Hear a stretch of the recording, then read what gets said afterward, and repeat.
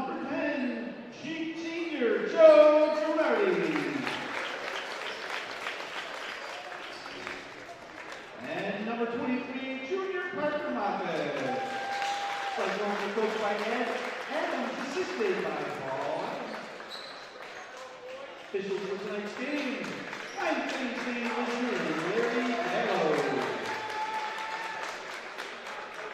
Reminder that after our game tonight, we will be presenting All-Star Awards, MVP and Coach of the Year immediately following the game.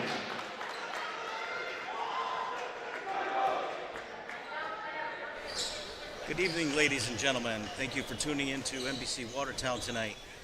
This is Ron Rockwood. I'm coming to you live from the campus of Jefferson Community College. We're set for a great Frontier League boys basketball doubleheader tonight. We're just about to tip our first game, our A Division final, pitting the Watertown Cyclones against the Comets of Carthage. And we're going to get right to the action.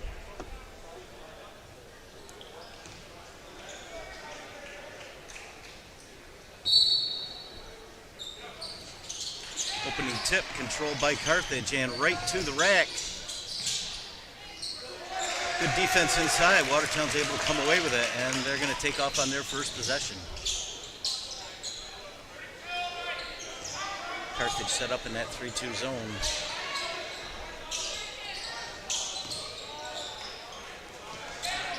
Looking for a lane to try to get the ball inside that arc, but as of now, just moving it around the outside.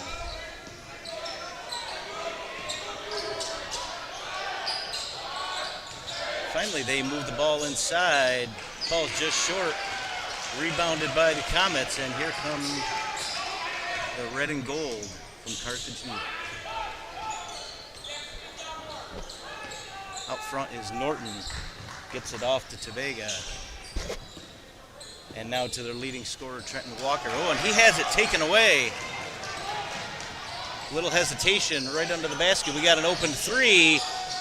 Still no score. There's a good inside rebound. Watertown will maintain possession.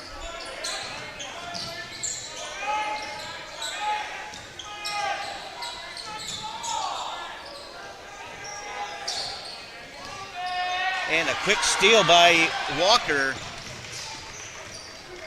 Watertown, excellent job getting back on defense. But there's a triple, still no good. And we're a minute and a half into the game, still no score.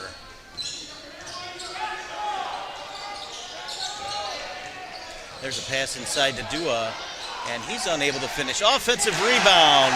That'll go to number 23, Moffitt, and that'll break the seal on the scoring. Watertown leads 2-0.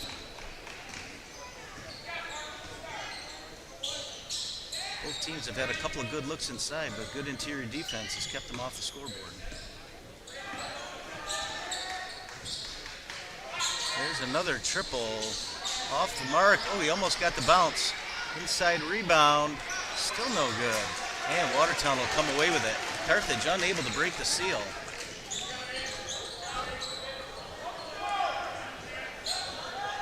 Charlton out front trying to set it up. Watertown a little motion under the basket.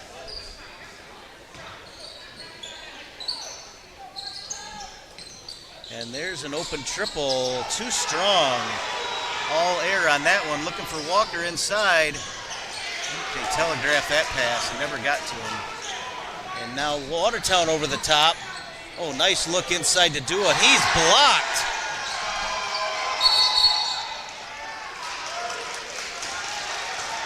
Good defense inside. Watertown with a good look to get the ball to Dua, but he was unable to finish.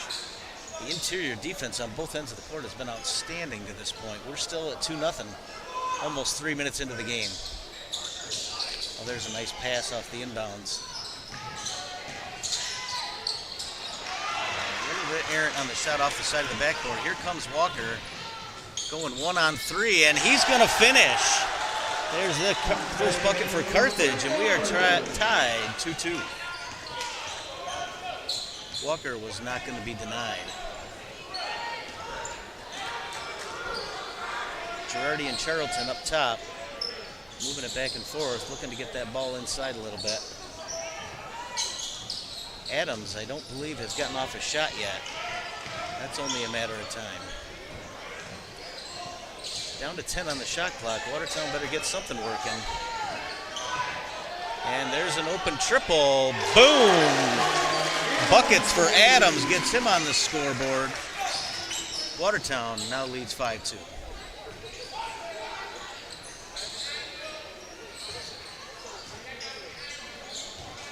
Outside again to Walker, looking for some space. Ooh, another hand on the pass. Looking to get to the hole. Dua. And the finish. Give him the hoop and the harm. He's going to go to the line to try to make it a three-point play. Dua with the deuce. And we'll see if he can complete the three-point play from the line. Good body control as he went up, got fouled, and was able to finish.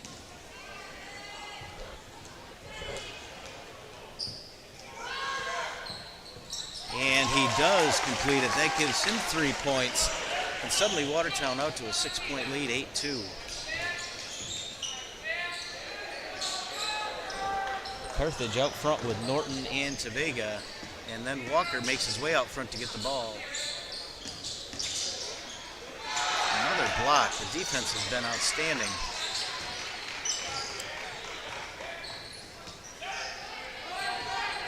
Walker looking to go. There's a lane. Finds the open shooter. Just unable to finish. Oh, what a rebound. Really just took it away. Still unable to finish. Carthage again with the board. Oh, good look by Walker. He had the right idea, though. Hit a foul underneath.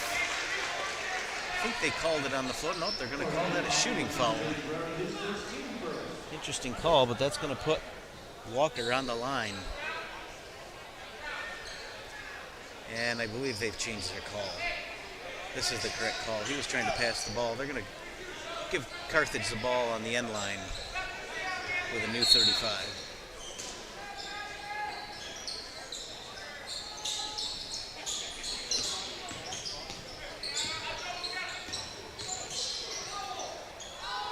And what a move by Walker. Well played. That gives him 4. Once he gets that lane, he's tough to stop, and he is their leading scorer. They're going to look to lean on him today. Obviously, Watertown on a mission to keep him as contained as possible. We'll do a flash in the middle, but they were unable to find him. And yet he's under for the rebound, trying to get back up, and now brings it back out. Carthage with a hand on the ball. They get it out to Walker. He's one-on-one. Ooh, they were able to tap it away and off his knee. He doesn't like the call. A little bit away, but I think it went off him. I think that was the right call. Honestly, it doesn't matter what I think. Possession goes to Watertown.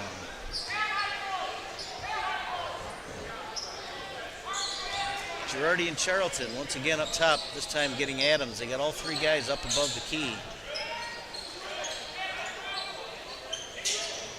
Inside to Dua, looking to make a pass. Oh, fakes the pass, takes the triple, no good.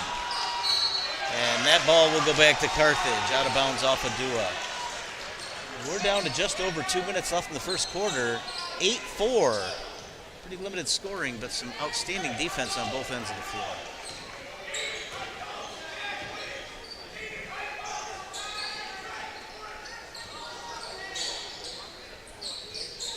There's a triple just offline. Another offensive rebound.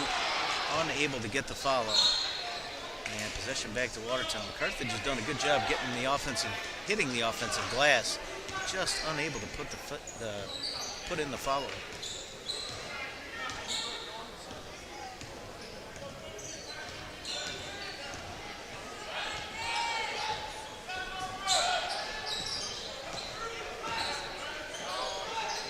Very patient on offense, waiting to get the right look or that open shot. They find Dua. He's going to take it to the hole, and he will finish again. They've had a tough time handling Dua inside. That gives him 5 on the game. Watertown up 10-4.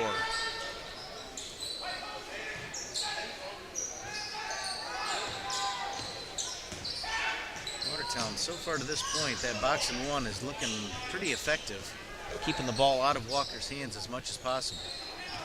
They've got Girardi covering him in the corner. Oh, three-pointer is blocked. And rebound finally ends up in the hands of Adams. He's going to bring it up. And right by the defense. Ooh, quick hands able to knock it away. They may have called him for a foul. They did. Foul is on number 15, Perrington.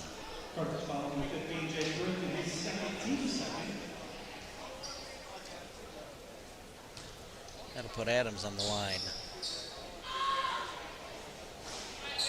Unable to hit the first. He'll get one more. We're under a minute, 54 seconds to go in the first quarter. Still 10-4 Watertown.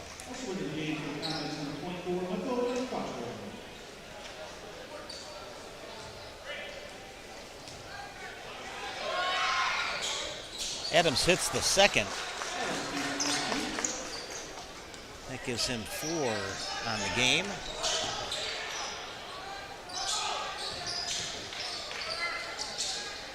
Quick shot on the triple, and he's able to hit it. That one's good from Venaquatro for 3. Well-timed shot there. Cut the lead to 11-7. About a 5-second difference between the game clock and the shot clock. Looks like Watertown's going to milk everything they can, try to get a shot right near the end of the shot clock. Well, now they got something moving. Girardi up top, passes up the shot. Adams with 5 on the shot clock, and they are able to strip it away. Dua with the... And I'm not sure what the call is, but possession's going to Syracuse. Excuse me, to Carthage. They called an offensive foul on Dua. Carthage with 7 seconds to see what they can put together here. A long triple. Ooh, right on line, but no good. That shot is after the buzzer, and after one, Watertown leads Carthage 11-7. While we have a moment, let's take a minute and mention a couple of our sponsors for today's game. We thank them for their participation and their sponsorship. Carthage Savings and Loan. Carthage Savings has been exceeding expectations since 1888. So if you're looking for a traditional or modern banking experience, Carthage Savings has it all. Also, Woodrick Auto Sales.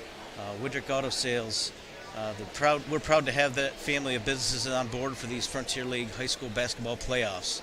If deployment's on your horizon, or if you simply need a safe and reliable place to store your personal and valuable items, contact the Storehouse on Washington Street here in Watertown. The Storehouse is one of Woodrick Auto Sales' family of businesses, veteran-owned and proud to serve you. Should be some interesting conversations in these times out. I think Coach Venaquatro for the Comets got to be thrilled with that defense, but also got to find a way to get that offense a little more fluid. They're having a lot of trouble getting the ball to Walker, who is their leading scorer. Also got to let you know that Carthage is a little hamstrung tonight. They're playing a little short-handed. Their second leading scorer, Micaiah Johnson, unable to go due to an ankle injury. All right, as we start the second quarter, one more time, we're 11-7 Watertown, and they will have possession of the ball.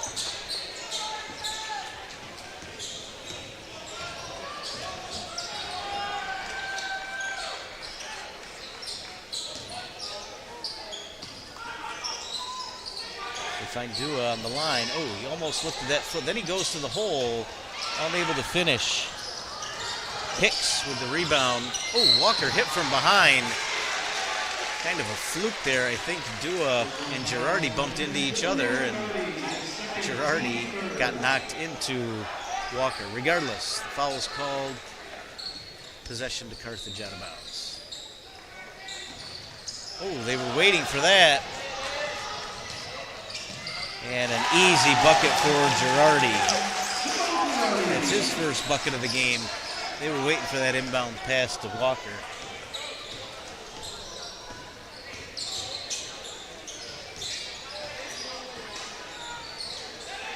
Now Walker's got his hands on the ball. Is he looking to shoot? He's deep. That is a deep three for Walker. He was a good 2 paces outside the arc. Didn't matter. That one is good. 7 points for Walker. And that leads down to 3. Boy, if he can hit those, he's going to be very tough to cover with the speed to go by people. If he can hit that outside shot, incredibly hard to defend. Now Charlton, not sure if he was trying for the bank, but it was closed. Here comes Carthage with a chance to cut the lead or possibly tie. Here comes a triple, just a hair long. Ball back in the hands of Girardi for Watertown. And stolen by Walker, and they're going to get Girardi again on the foul. Quick hands by Walker. Girardi, 2 quick fouls. He's going to have to take a seat. Into the game comes number 3, Spaziani. And he'll take a turn trying to cover Walker.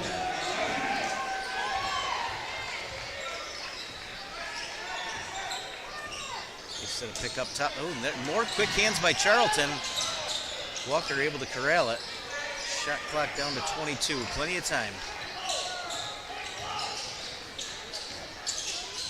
A running floater from the corner. No good. And back come the Cyclones. They get it ahead to Adams, but didn't feel like going 1-on-4. Turnaround shot. Dua underneath with another board. And this time they're going to get called for the foul. I believe that one's going to go on Hicks. Let's see what the call is. Indeed, that one goes on Hicks. Dua back to the line.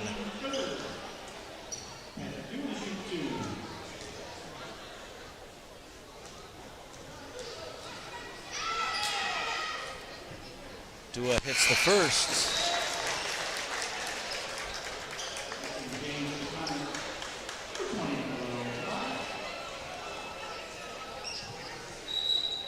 And one more substitution for the Comets, as Jack Purrington comes back into the game.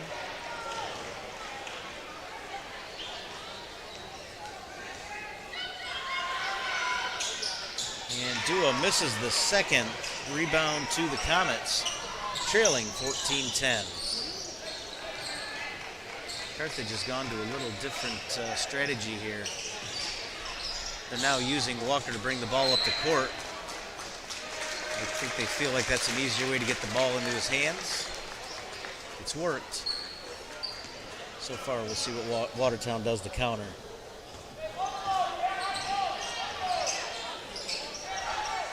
Okay, we now have Spaziani, Adams, and Charlton up top.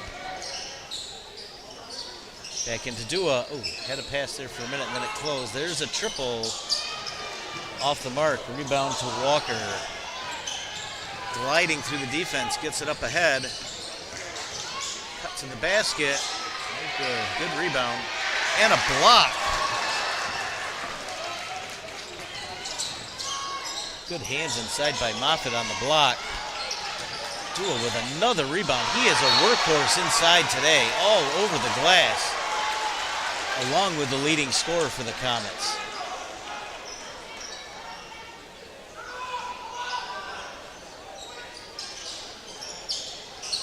And somehow they find Moffitt wide open for an easy deuce. That gives him 8. The lead now back up to 6. Watertown leads at 16-10.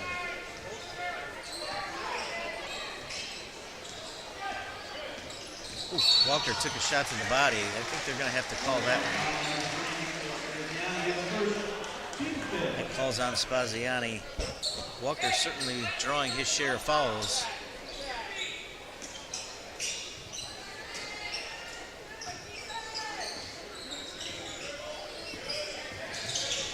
To the lane, finds a shot in the corner, just long. Good rebound. And a long shot for Walker. Another rebound, working the glass, just unable to put the ball in the hole. Cyclones back to the offense. Charlton this time takes it into the lane. There's an open look in the corner for Charlton. Unable to finish. Walker with the rebound. He's got a man up ahead if he sees him. Ooh, lucky to save that one. Ball got away from him. Carthage maintains possession.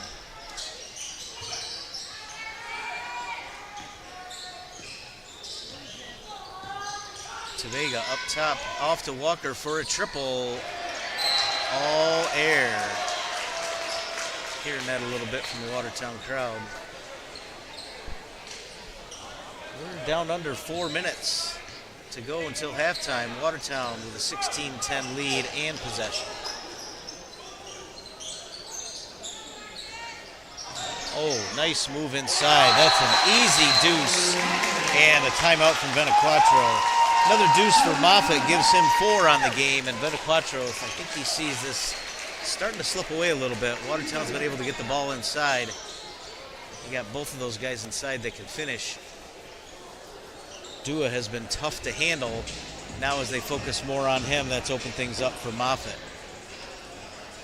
That defense that was working for the Comets in the first quarter now starting to show some cracks. While we have a minute, let me mention a couple of our sponsors. Colello Air Technologies. They are the area leader in advanced cleaning solutions and healthy air services. Family owned and operated in Watertown, New York. Foy Insurance, locally owned and operated for over 60 years. Foy Insurance is an independent insurance agency representing many different insurance companies, which enables them to offer a wide range of insurance products to fit their clients' needs. So give Foy Insurance a try. Back to the action. Carthage with possession, now trailing by 8.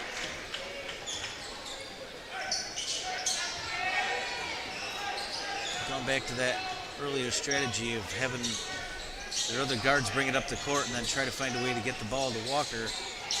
And inside again, good look in the lane, just unable to finish.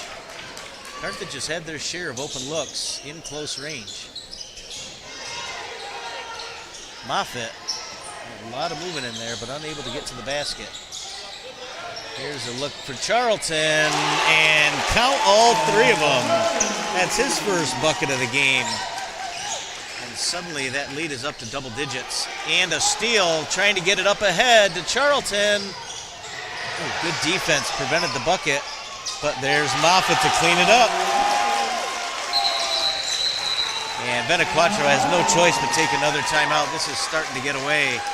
Watertown now up 13. A quick burst. Solid play on both ends of the court. Right now, Carthage doesn't have an answer. I mentioned earlier Woodrick Auto Sales. We are so proud to have Woodrick Auto Sales family of businesses on board for these Frontier League High School basketball playoffs.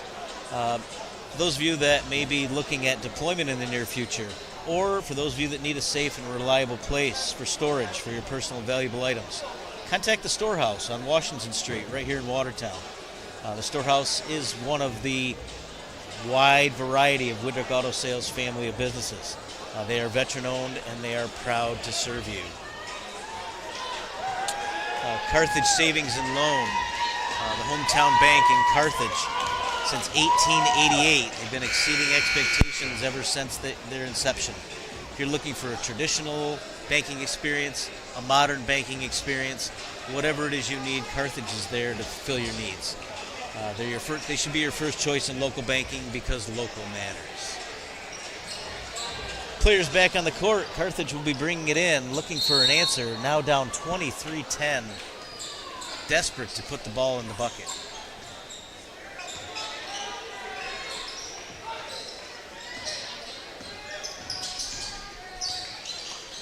Motion offense, but Watertown content to stay in that zone with the body on Walker. Move into the lane, again unable to finish. Moffitt with the rebound. Out to Adams as we approach 2 minutes. Up top with a triple, and that one is all Cotton. Charlton with another triple. That gives him 2 triples and 6 points on the game. That one was smooth as silk. Carthage desperately needing a basket. Into the lane, nice move. Excellent move there by number 10, Norton, his first bucket of the game.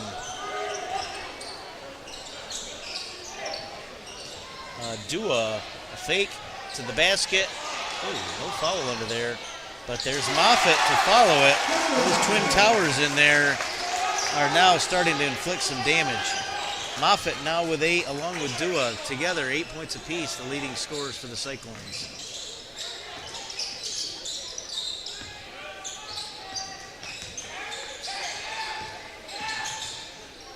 And here, thought he was going to take the 3, and instead it gets tipped away. Dua leading the break.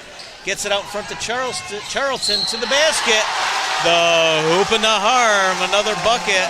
Chance for a 3-point play. Very athletic move to the basket, absorbed the contact and still able to finish. Watertown has turned it up a notch in the second quarter, and they are pulling away. Veniquatro and the Comets looking for an answer.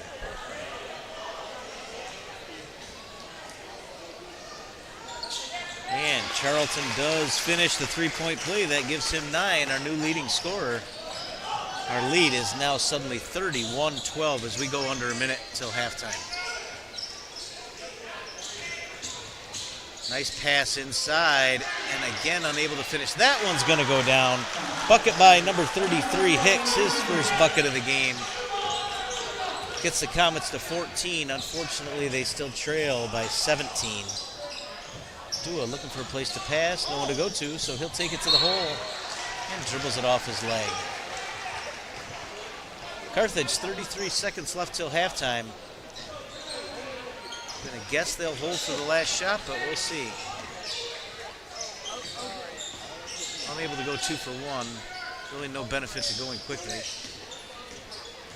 Still unable to get the ball to Walker. And there's another errant pass. Watertown not in the mood to be patient. And Charlton fouled on his way through the lane. We got 14 seconds to go in the quarter.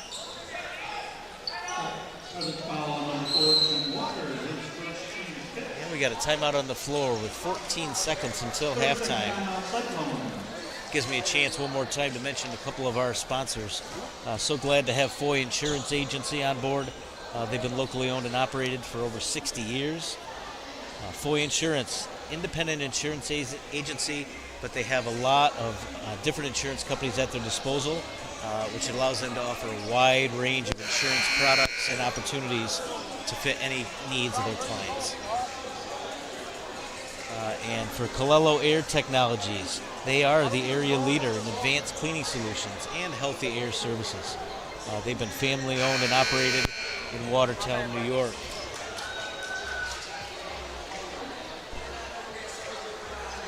All right, as we come back, Watertown, I believe, will bring the ball in under the basket. Time to set something up. 14 seconds. Charlton cuts across along the baseline, and then they hit Moffitt underneath. Turnaround jumper, no good. Walker with 7 seconds, plenty of time to get to the rack. He does the reverse, and he is fouled. Charlton got him on the attempted reverse layup, and with 3.4 seconds left, Walker will go to the line.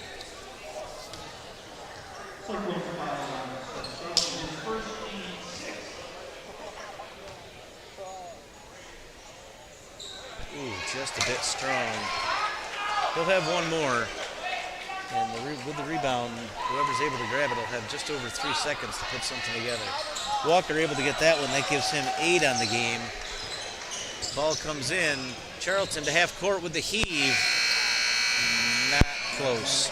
As we head to halftime, the Cyclones have opened up a 16-point lead. They lead 31-15. Teams will head to the locker room. Watertown looking to expand on that lead. Carthage looking for answers. We'll be back for the second half shortly.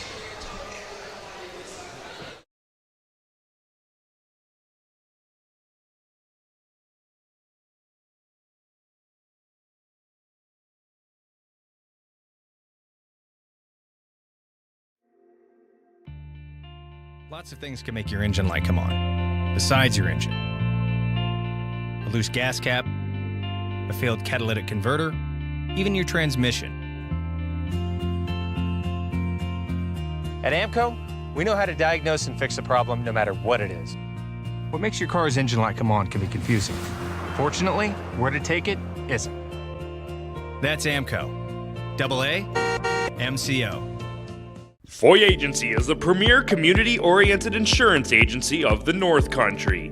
Built on integrity for over 70 years, Foy Agency provides the highest quality service and advice to all our clients. So when disaster strikes, a pipe breaks, your child's car accident, property theft, or damage, you need Foy Agency on your side.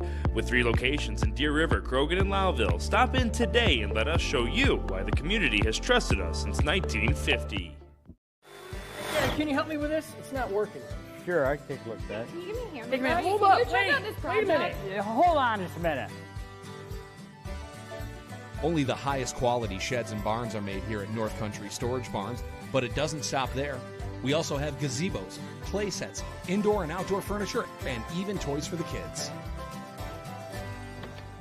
If you need me, I'll be in my shed. Fortrum, if deployment is on the horizon for you, you do have a safe and reliable place to store your vehicle and possessions while you're away. It's at the Storehouse on Outer Washington Street, the region's most modern and secure storage center with rows and rows of storage units for various sizes. The Storehouse is a perfect place for storing your vehicle, valuables, furniture, or whatever you need secured while you're serving your country abroad. If you're being deployed, call the veteran-owned Storehouse. Call them now, and thank you for your service from the Storehouse.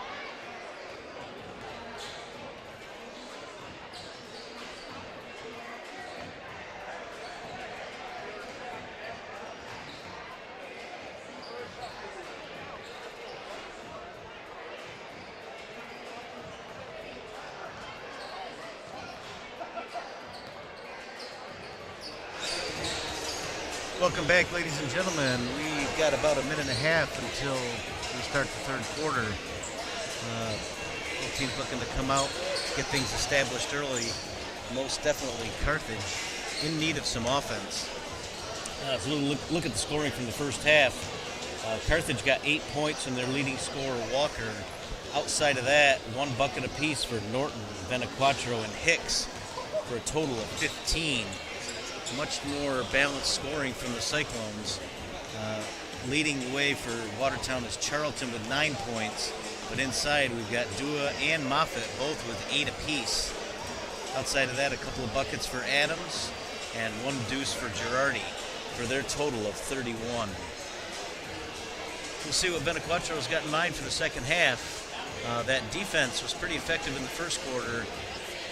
Coach Adams and the Watertown offense figured it out in the second quarter and really opened up that gap. Not sure if you can see it from the camera angle right now, but the gym's starting to fill up. Sandy Creek and Beaver River and their fan bases begin to trickle into the gym in preparation for our C final in the nightcap.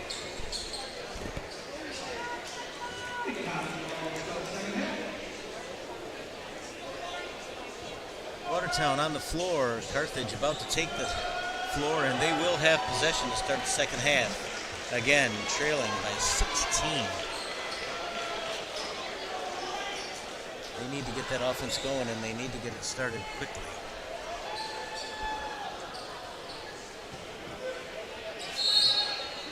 And Norton to bring it in, and right away to Walker.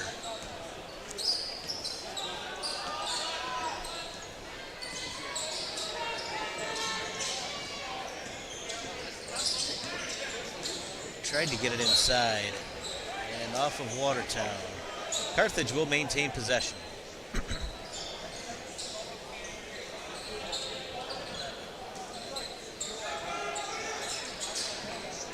Right out to Walker. Out front to number 22, Dickup. Move the ball around to the outside. High arcing 3. Saw every bit of the rim, but never found the bottom. Rebound out to Charlton. Quickly ahead to Moffitt, who goes right to the hole. Passes to Dua. He decides to bring it back out. Good patience inside. Hard to come back out when you're at that close range. Girardi unable. There's Moffitt. Oh, and I think he lost his balance there. Certainly not an intentional shoulder, but in the end, offensive foul will give the ball back to the Comets.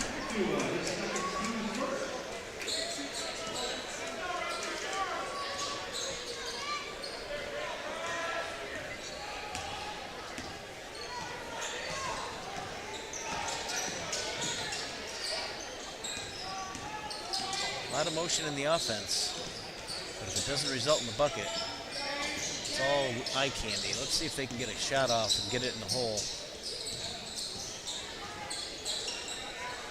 Long 3 for Norton, and that was pretty short. That's his second air ball, and the jeers were a little louder that time.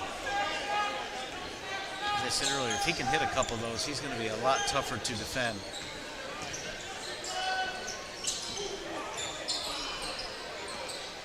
Off to Adams, who takes it to the hole. Too strong, but there's Moffitt. Watertown just dominating the glass, and he's fouled inside. And I guess that's going to be 2.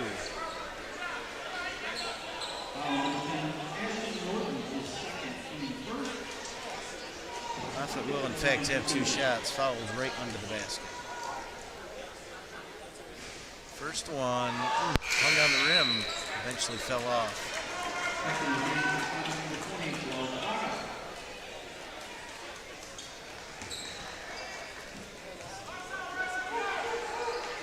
Second shot, nothing but cotton. That gives Moffitt 9 and extends that lead. Watertown now doubling up the Comets, 32-16.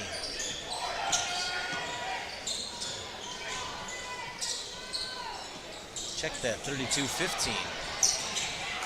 Players on the floor, no shortage of effort on either side. They're going to call it a jump ball. Possession will go to Watertown. Good hustle by Dua to get in there and mix it up. So again, the correction on the score is Watertown 32-15.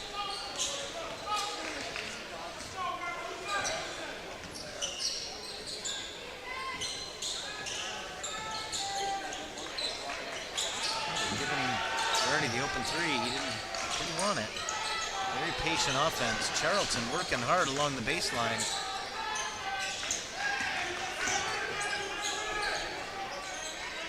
He's going to take this one. Oh, too strong. Boy, Moffitt just working hard. Another jump ball, this time possession to Carthage. Carthage working on the boards, but Watertown is just relentless.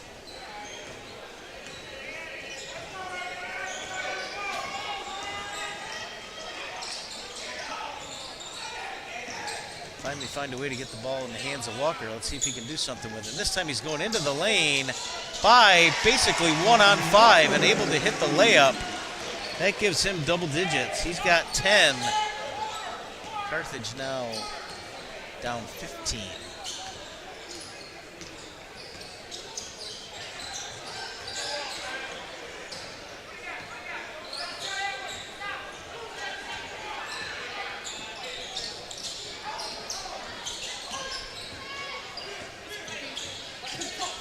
That defense for Carthage is working hard. We're now 3 minutes into the third quarter. Watertown only able to manage one free throw, no field goals. But that foul will put Adams back on the line.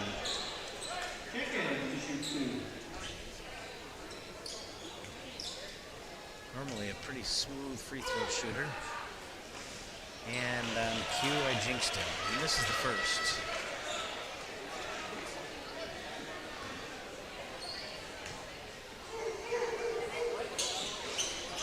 And he missed them both.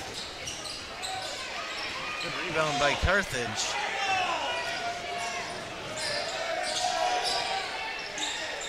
Into the corner for an open triple. No good. Good offensive rebound in between two bodies. Great board there by Tabega. Gives Carthage another possession.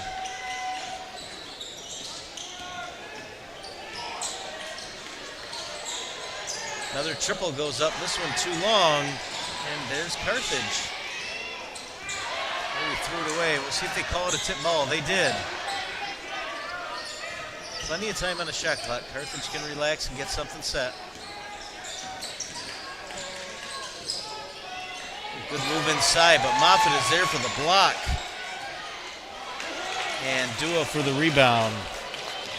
Hicks had a couple of looks inside, but just constant pressure from the duo of Dua and Moffitt.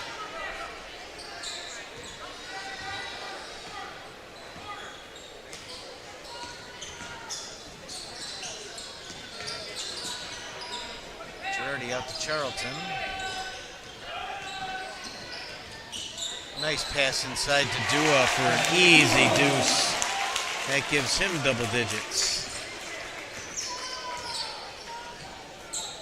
Lead now 34-17, 3.5 to go in the third quarter.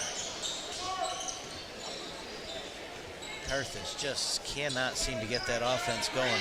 Here's a triple, no good, but Hicks with the rebound gets it out to Walker with the shot blocked. Ahead to Charlton, he is going to take it to the hole, unable to finish. And unfortunately, he's going to get called for the foul. Trying to steal that ball back after he missed the layup.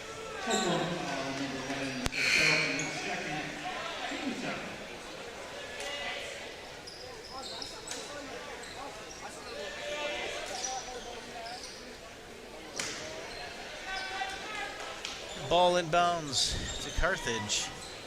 Playing some good defense here in this quarter, but really not cutting into that lead. There's a triple. No good. Swatted away.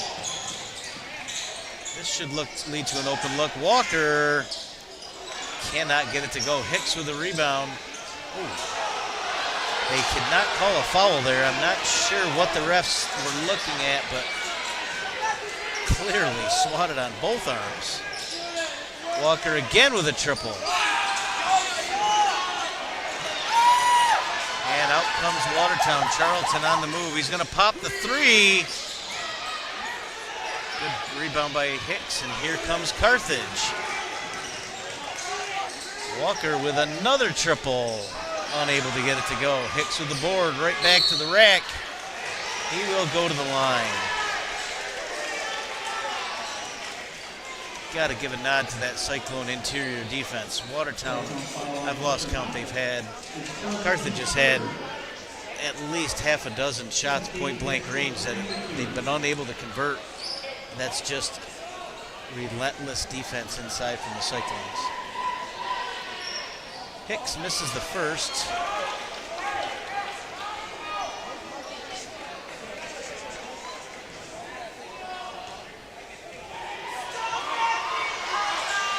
And the second one is good. Aiden Hicks with his third point of the night.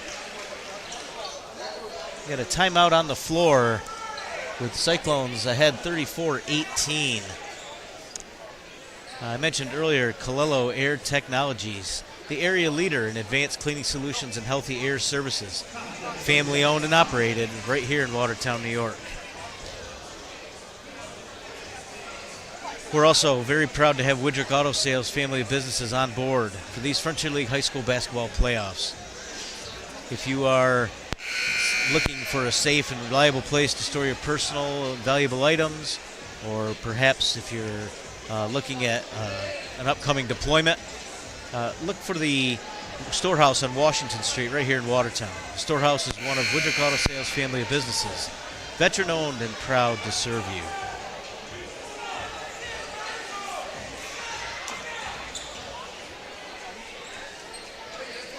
All right, Watertown will have possession. Look like Carthage is going to set up a press, hoping to turn the ball over and maybe get a couple of easy baskets.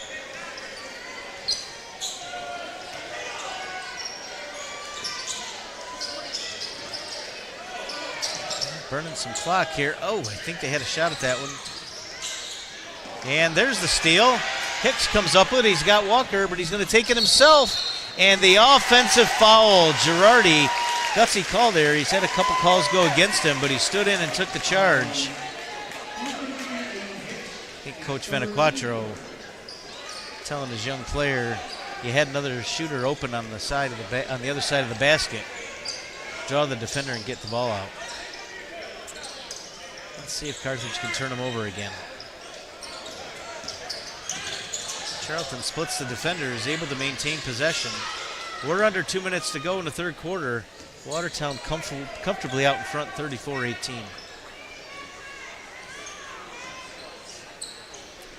Girardi passes on the three. Got another one. Shot clock winding down. His third time's the charm. No good. Rebound for Walker. Gets it ahead for an open. Nope. Passed up the three. Goes to the basket. And Moffitt there for the rebound. Up ahead to Dua. Into the lane, and he is fouled. Foul looks to go on number 10, Norton. That'll put Dua back on the line.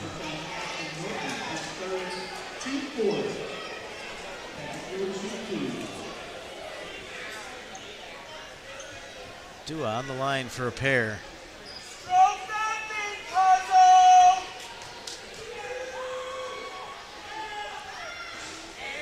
First one, just off the mark.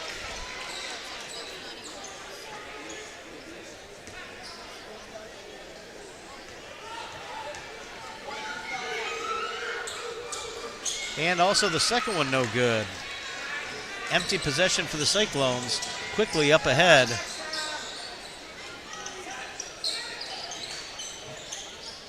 And there's a triple. High arcing and nothing but the bottom. Bucket there by Venequatro. Gives him 6 for the game. Cuts that lead to 13. 34-21. We're under a minute to go. Again, that Carthage defense has done their job here in the third quarter. Just struggling to put the ball in the hole.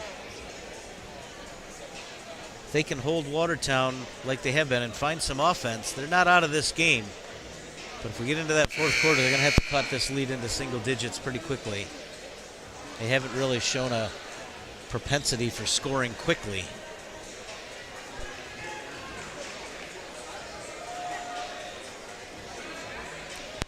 Benaquatro trying to keep his guys fired up, keep them in the game. So it's far from over. I just need to find some offense.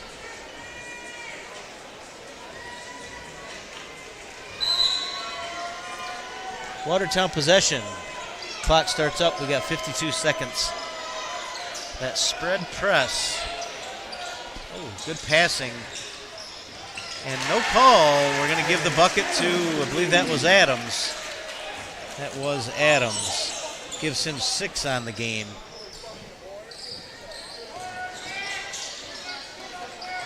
Ball tipped away. He's able to maintain possession. And now a foul on Charlton. Ball was loose, but they called him for a foul. Carthage will have possession underneath the basket. Shot clock is off. Not sure they have the luxury of burning clock, down 15. We'll see what they call.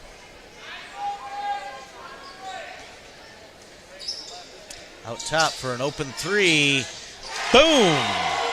Norton answers with a triple. Lead now down to a dozen. Trying to get a turnover here. Trying to trap. Able to get it to Adams. Up ahead to Dua. He pulls it back out. We got 10 seconds. Very patient from Watertown. Dua inside. Out to Girardi for 3. No good. And with that, the third quarter comes to an end. Carthage has found a way to cut that lead. Once 17, now down to a dozen. Still a long ways to go, but they're moving in the right direction. 36-24 at the end of the third quarter. Ladies and gentlemen, if you're looking for a traditional or modern banking experience, Carthage Savings really has it all. They should be your first choice in local banking because local matters. They've been exceeding expectations since 1888. Speaking of local businesses, I got to mention Foy Insurance. They've been locally owned and operated for over 60 years. Foy Insurance, an independent insurance agency, but they represent a variety of different insurance companies, which allows Foy to offer a variety of different products to fit any of your client needs. So if you're in need of some insurance coverage, stop into Foy Agency. A lot of options at their disposal. Hopefully they can find anything you might need.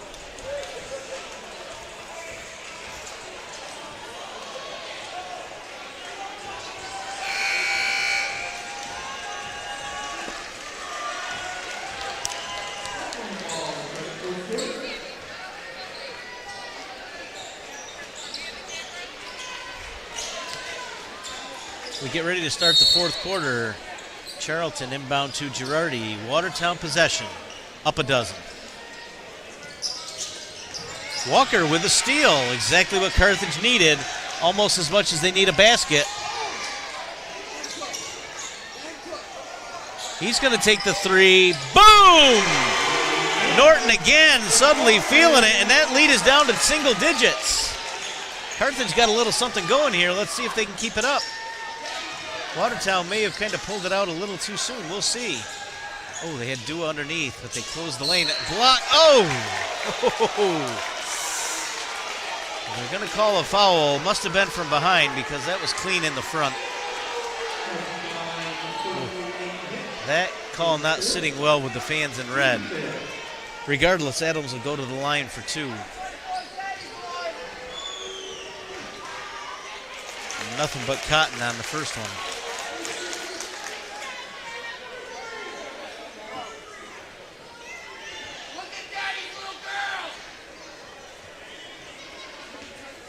Foul is on Hicks, 33. They're clearing that up with Coach Benaquatro as Adams buries the second, getting that lead back to 11.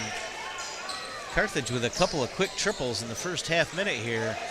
Give a jolt of life to the crowd. See if they can keep it going here.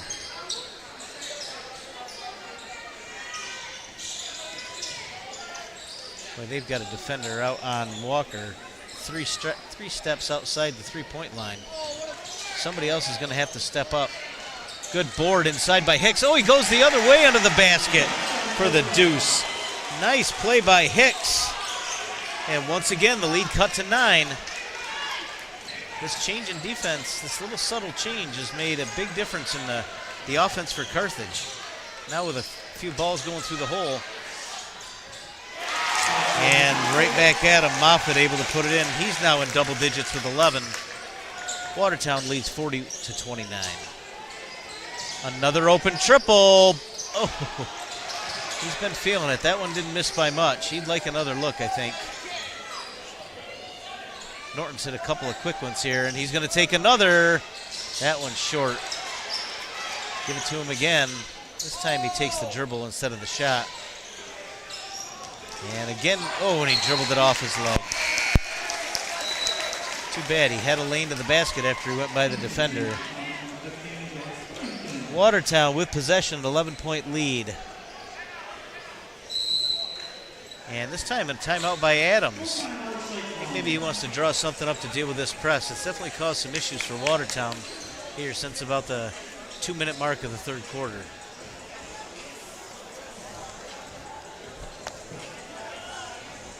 I've mentioned a few times already tonight. Let me mention one more time Colello Air Technologies. We thank them for the support of the games tonight. They're the area leader in advanced cleaning solutions and healthy air services. They've been family owned and operated right here in Watertown. Also, one more shout out to Widrick Auto Sales. Proud to have Widrick Auto Sales family of businesses on board for our basketball playoff games. If you're looking at deployment or simply looking for a place for some much needed storage, contact the Storehouse on Washington Street right here in Watertown. The Storehouse obviously is just one of the Widrick Auto Sales family of businesses. They are veteran owned and proud to serve.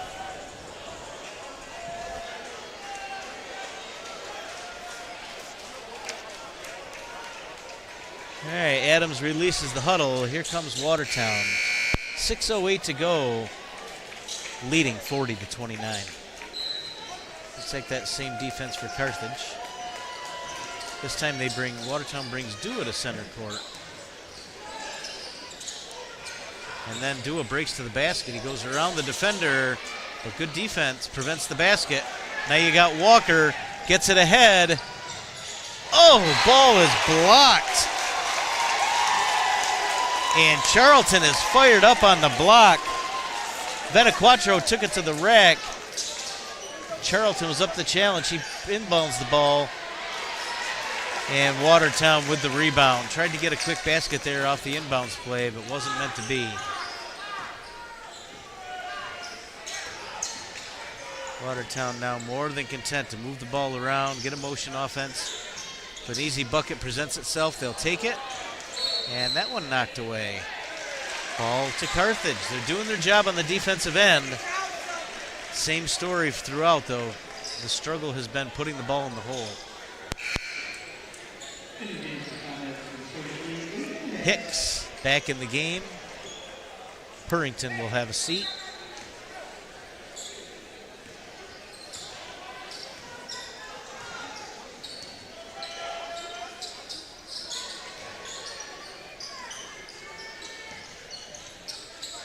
Ball finds its way into the hands of Walker. Let's see if he can find himself a shot. There's a look in the corner. Oh, again, just in and out.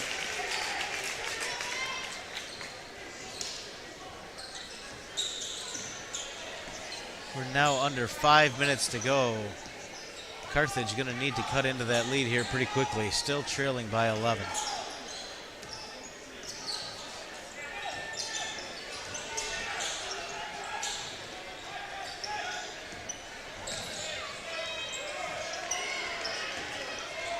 Oh, I think he took a few steps there. Oh, they're going to call a blocking foul before the travel.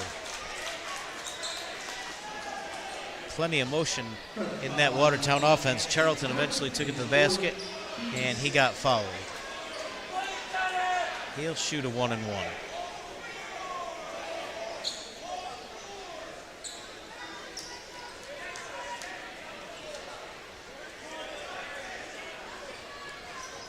We're meeting the minds here out from the guys in black and white. I think they got it all straightened out.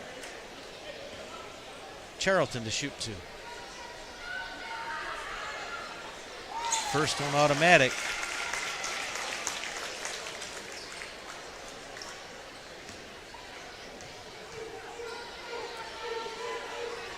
And another one right behind it.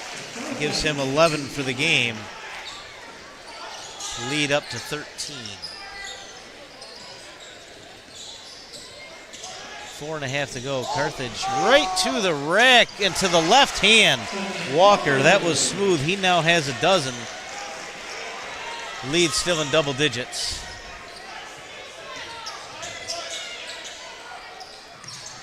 They find Dua, who finds his partner in crime underneath.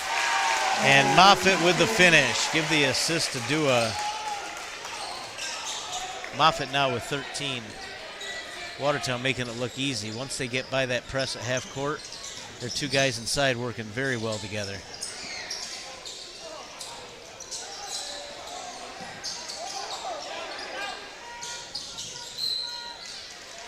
And I think they called Dua for the foul. Second foul, number 14, Patrick Dua, his third, team fifth. Be Carthage ball under the basket. Under now 4 minutes to go, trailing by 13. Hate to sound like a broken record, but they need to score. Out to Walker, he'll get it to the rack. And the left hand again!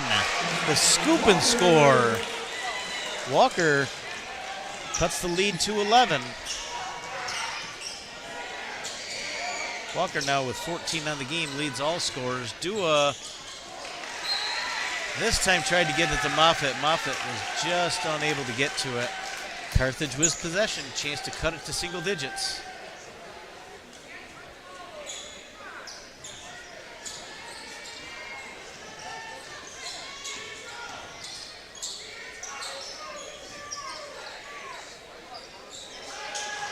Walker looking for a crease, unable to find it. Tries to split the double team, and Dua ends up with the loose ball. Looking for somebody to get the ball to. Adams to Girardi, and they hold it up. Wise play. Give it to Dua, and out to Girardi. Oh, that one might have sealed it. Just wouldn't go down for him. And a triple. Boom! Benaquatro with a triple. That gives him 9, and our lead is down to 8. As long as Carthage can bang a few of these triples, they've got a shot. Girardi, he might have stepped on the line. Oh, no, we got a timeout from Adams. Adams, I think, suddenly feeling that lead's not quite as comfortable as it was a couple minutes ago. We got 2:36 to go. That lead down to 8. One more shout out here to Carthage Savings and Loan, your hometown bank right there in Carthage since 1888. Whether you're looking for a modern banking experience or a more traditional experience, Carthage Savings really does it all. They should be your first choice in local banking because local matters. And again, locally, got to mention Foy Agency, locally owned and operated for over 60 years. Independent insurance agency with a wide variety of insurance companies at their disposal, able to fill just about any need you may have. Give Foy an opportunity to fill your insurance needs. All right, we're at 2:36. Carthage has not given up. They've been fighting back this entire second half. They went into the half down 16 and fought back to cut it to 8. Basically with some hot shooting in this fourth quarter. They've hit several threes, played good defense on the other end. If they can get a stop here and get a bucket, we got ourselves a ball game. 2:36 to go. Shot clock at 25. Adams to take it out under the basket. Got to watch for Moffitt and Dua underneath. That's been the dual threat.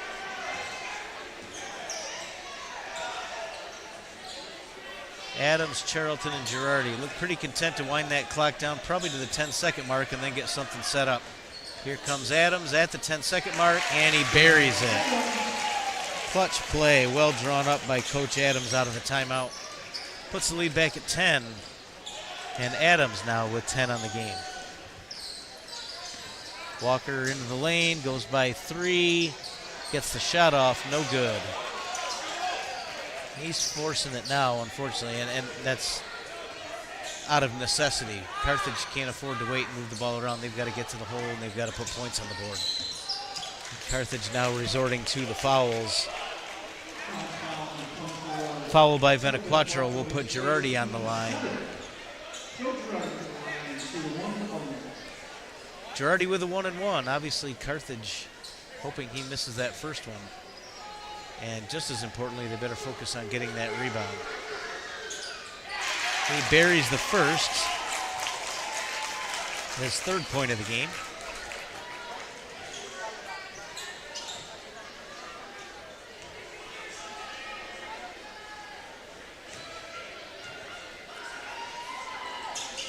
And he misses the second, but Dua able to corral the rebound. That is the last thing Carthage needed. Once again, a foul by Venequatro, trying to extend the game. Good strategy, but I mean, your hope is that they're going to miss free throws. That doesn't do you much good unless you secure the rebound.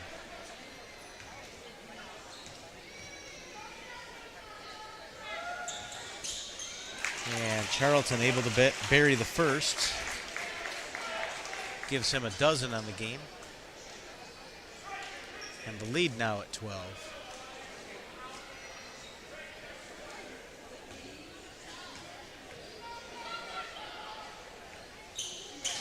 And he gets them both. Charlton now with 13, matching the Cyclone lead. 1:41 to go.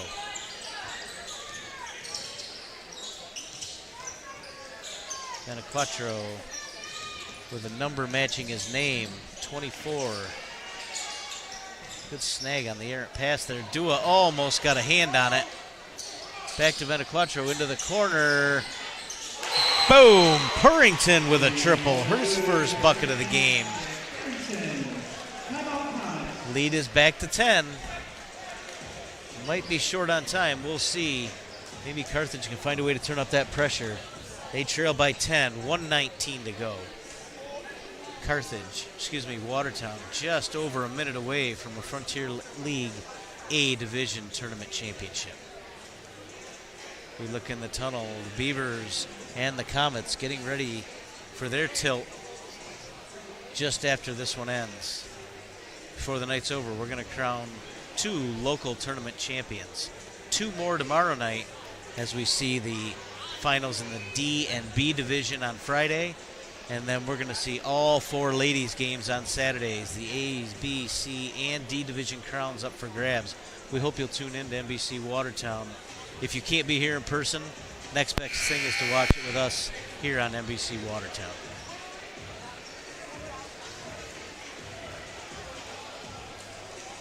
Out of the timeout, Venequatro's got his guys ready. Let's see what they've got in mind. Obviously, need to turn the ball over quickly or get a foul. Snag whatever rebound they can get, and they got to put the ball in the hole when they get it in their hands.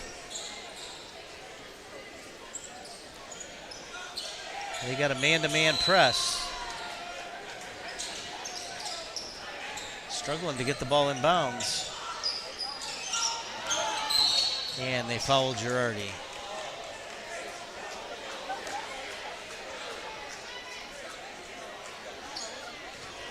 Girardi will go back to the line. He hit 1 out of 2 the last time. Now a little chat with the refs. You gotta think if he wasn't expecting a foul, he should have been. Maybe he's asking him about the weather. Girardi to the line for a 1-and-1. Now the fouls after this will be the double bonus, 2 shots. He makes the first.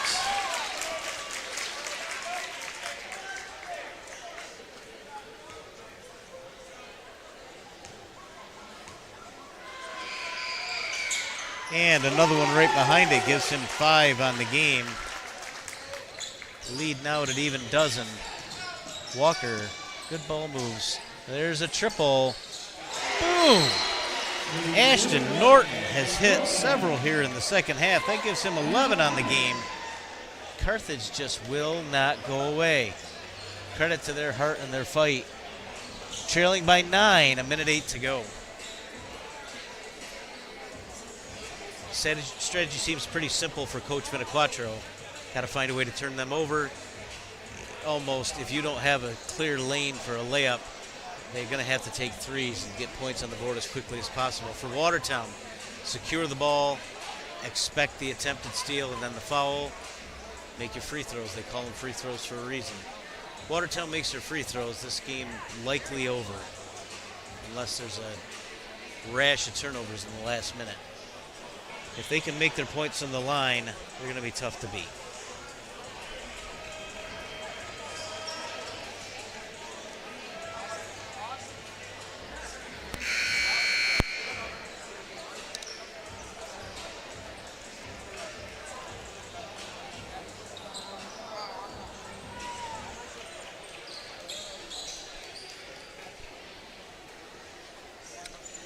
Okay, Girardi to bring it in with 1:08 to go.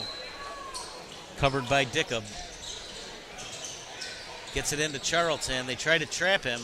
Unfortunately, that leaves Adams open, who gets it ahead to Moffitt, and he is fouled before he can go to the hole. I believe that's the team's 10th. That should put him in the double bonus. 2 shots.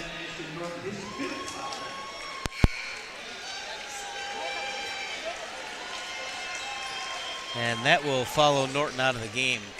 Great shooting in the second half, kept Carthage in the game, but with no choice but to foul, he did what the team needed.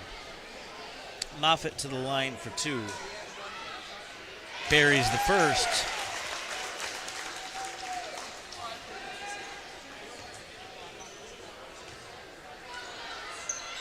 And with the second one, that gives him the honors of leading scorer in the game with 15. We're under a minute. Clock continues to run.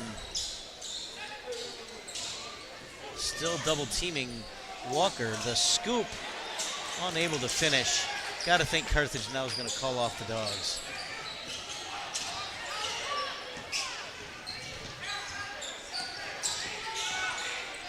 Still pressure defense, but not just committing the foul. Oh, almost a steal. Charlton dribbling it out, and finally a foul. And now starting to hear the Watertown faithful feeling that this one finally out of reach, an 11-point game with 27 seconds to go. Charlton to the line for 2.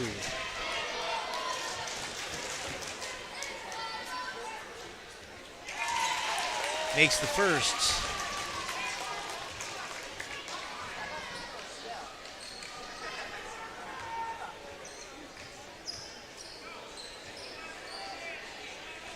And the second. He matches Moffitt with 15 points. And we are under 30 seconds to go. Watertown giving possession to Carthage after the 2 made free throws. There's a triple in the corner, no good. And a follow, also no good.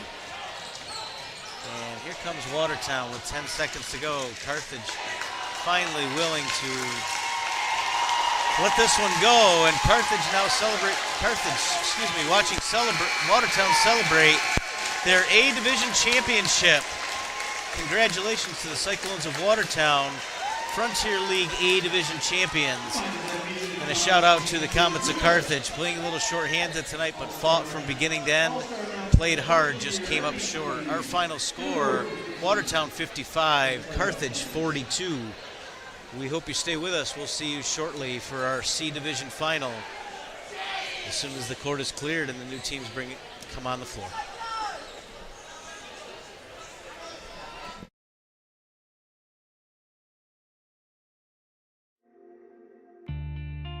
Lots of things can make your engine light come on, besides your engine. A loose gas cap, a failed catalytic converter, even your transmission. At AMCO, we know how to diagnose and fix a problem no matter what it is. What makes your car's engine light come on can be confusing. Fortunately, where to take it isn't. That's AMCO. AA MCO. Foy Agency is the premier community-oriented insurance agency of the North Country. Built on integrity for over 70 years, Foy Agency provides the highest quality service and advice to all our clients. So when disaster strikes, a pipe breaks, your child's car accident, property theft, or damage, you need Foy Agency on your side. With 3 locations in Deer River, Croghan, and Lowville, stop in today and let us show you why the community has trusted us since 1950. Yeah, can you help me with this? It's not working. Sure, I can take a look at that. Can you give me a hand? Take a minute. Buddy? Hold Can up. you check Wait. out this Wait a minute. project? Yeah, hold on just a minute. Only the highest quality sheds and barns are made here at North Country Storage Barns, but it doesn't stop there. We also have gazebos, play sets, indoor and outdoor furniture, and even toys for the kids. If you need me, I'll be in my shed. Fort Drum, if deployment is on the horizon for you, you do have a safe and reliable place to store your vehicle and possessions while you're away. It's at the Storehouse on Outer Washington Street, the region's most modern and secure storage center with rows and rows of storage units for various sizes. The Storehouse is a perfect place for storing your vehicle, valuables, furniture, or whatever you need secured while you're serving your country abroad. If you're being deployed, call the veteran-owned Storehouse. Call them now, and thank you for your service from the Storehouse.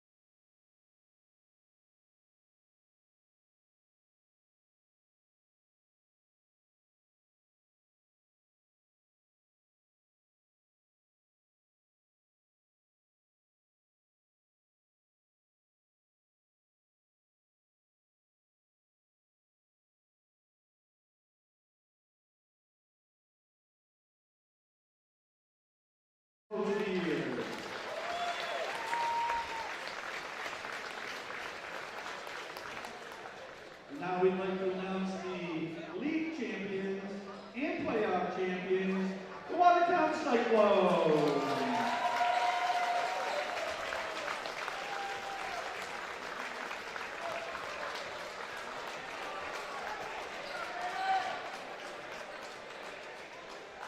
If any parents or fans would like to come take pictures, this is your time for pictures. Come right out.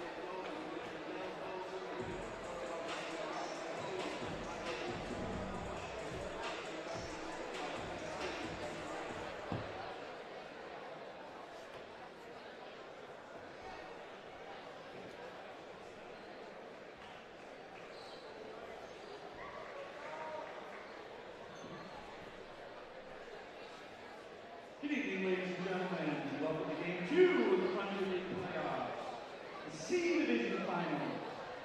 Between the old school on the board, the Beavers of Beaver River, and the guests on the board, the Comets from St. Louis.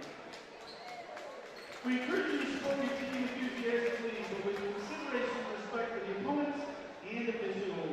Good sportsmanship is a very important part of the Frontier League. We did the national anthem for Game 1, so we will not do it for Game 2. We'll jump right into the starting lineup. For the guests on the scoreboard, the St. Louis Comets. Number 1, junior Mason Edison. Number 3 is junior Cameron Halfway. Number 23, a freshman Hudson Hunt.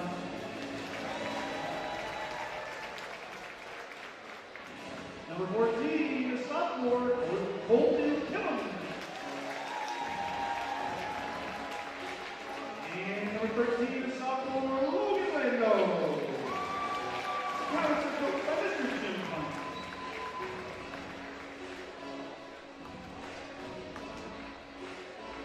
And now to the home team on the scoreboard, the Beaver. Number 12, the junior Matthew Knight.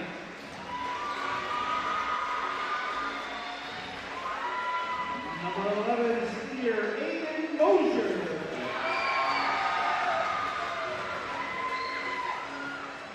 Number 10, sophomore Carter Rice.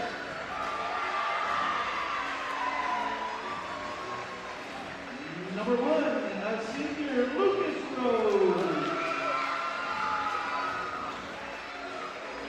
And number 2, a sophomore Kate Snyder. I'm going to try to coach back Zach Lehman.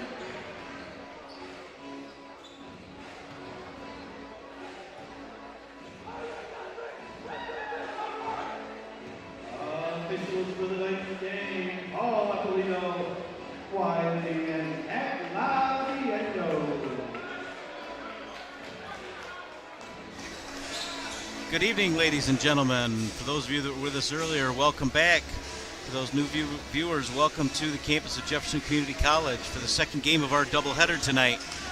In Game 1, we saw Watertown take the A-Division Frontier League title with a win over Carthage. And now we get treated to what should be a fantastic matchup for the C-Division title. The Sandy Creek Comets taking on the Beavers of Beaver River. And we are ready to go. The Comets control the opening tip. They will get the first shot to get points on the board.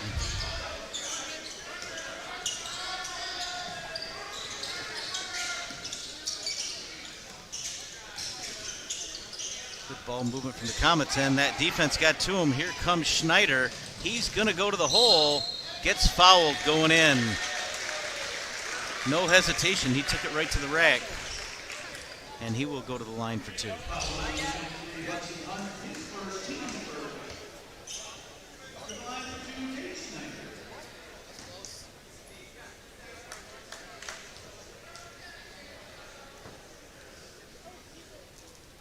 First one, smooth as silk. Let's see if he can convert the pair.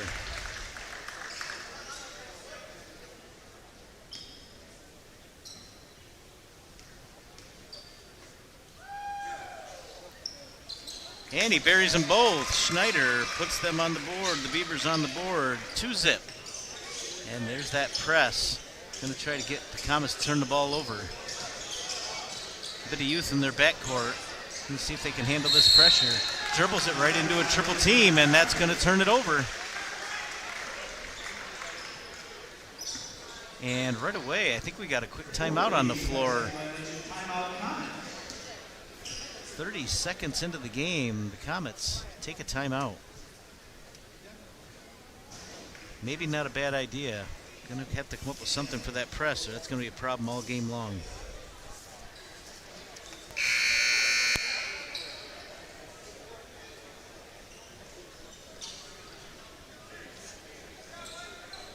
That pressing defense has been a staple for the Beavers all season. They can get turned over. They got a lot of athletes to take the ball to the hole. Come the Comets on their second possession.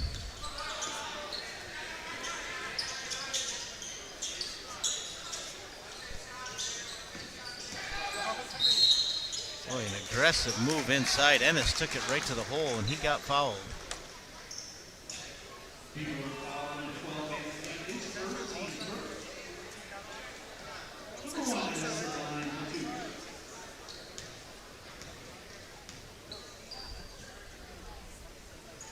Ennis buries the first. Tried to match the pair from Schneider and tied the game at 2.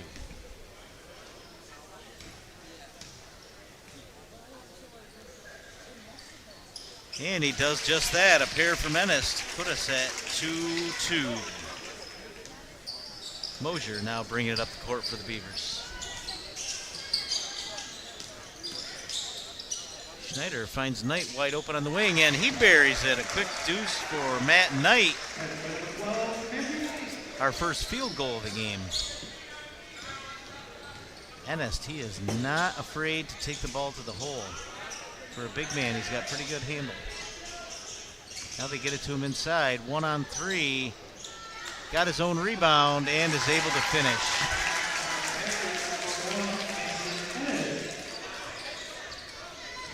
Four apiece. Pretty productive offense on both ends so far. Schneider takes it in. No call. And out of bounds off Beaver River. Sandy Creek will take over. These two know each other well. They've played each other twice this season. Actually, Beaver River sweeping the season series. Just getting it over half court ahead of the count.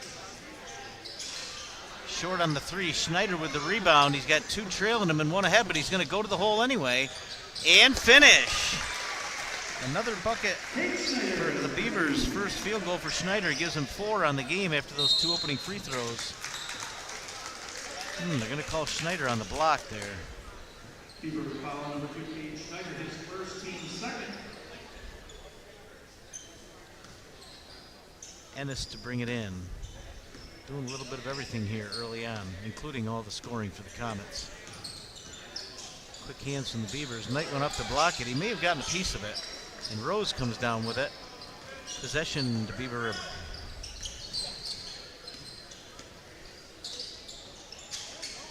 Mosier up top, chooses not to take the 3.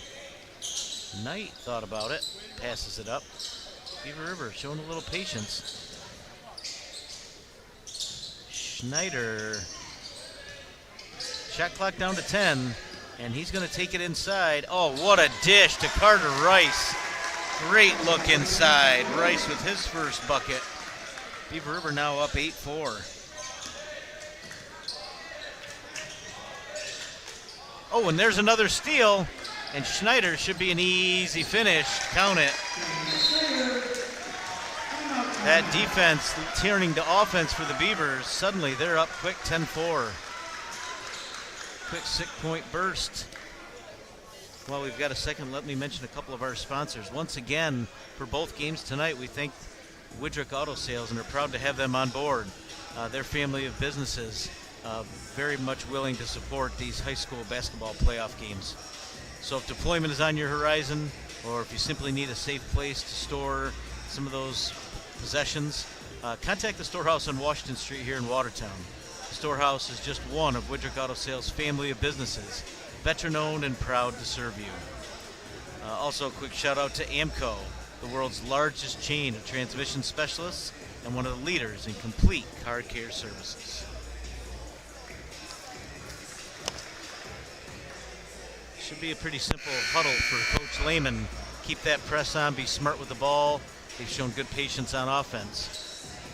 For the Comets of Sandy Creek, gonna have to find a way to deal with that press, these turnovers. Not gonna bode well if they don't clean that up. Anytime Beaver River's out of a timeout or off a made basket, they're gonna have that press on.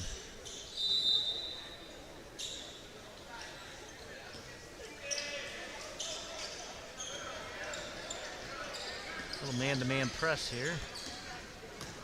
A little loose with the ball, and oh, they're going to say that was tipped out of bounds. Possession to Sandy Creek. Ennis to bring it in.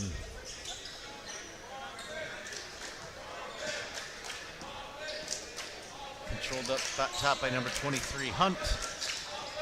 And on the wing by number 13, Lando. There, out to the wing for a triple. Boom!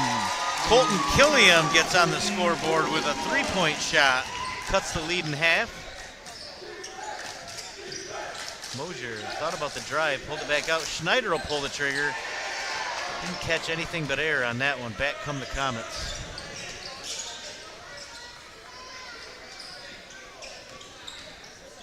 Ennis with a few steps, guess just enough.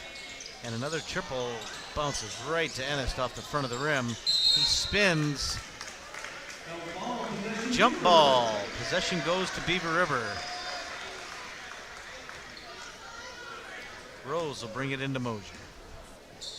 We're about halfway through the first quarter, just over 4 minutes to go. Beavers lead 10-7.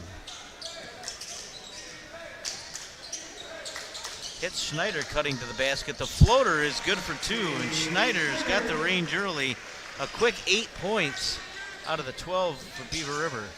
They lead 12-7.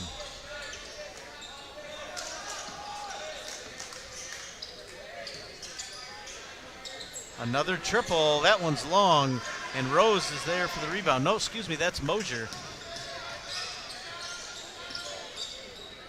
Schneider open. Passes it off to Rice. Rice, good look to Rose. Good patient offense here out of the Beavers. Rose now looking to get on the scoreboard. He takes it in and he'll get the bucket. Lucas Rose with his first deuce. And Beavers got that offense clicking right now, shooting a pretty high percentage, waiting for a good shot, willing to pass the ball and find an open teammate. Ennis, oh, that's got to be, they're going to call that a block. Whew. Interesting call.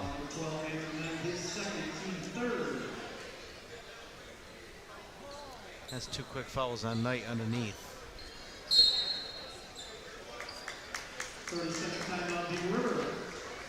And Beaver River's going to take a quick timeout. I meant to mention earlier, I started for the timeout. These two teams met twice early in the season. Beaver River able to sweep the season series, winning at home by 8 points, 66-58, and then going on the road with really an excellent performance, winning at Sandy Creek, always a tough place to play. They were able to win on the road there, 59-36. How did they get here tonight?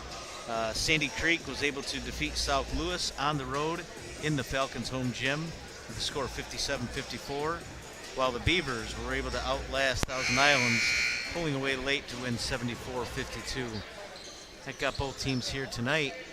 Beaver River with an early lead, just under 3 minutes to go, leading 14-7.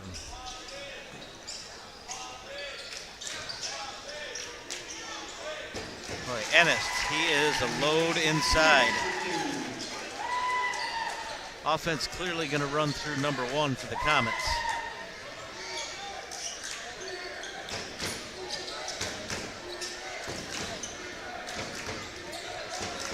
Whoa. Mosier with a looping pass. Schneider finds himself in the lane. What are they going to call? Oh, they're going to call him for a travel. One extra hop there getting into the lane. That'll turn it over. Here come the Comets. Quickly up the floor. They got tangled up, but they're going to call a foul on number 3, Gallo. Fresh into the game.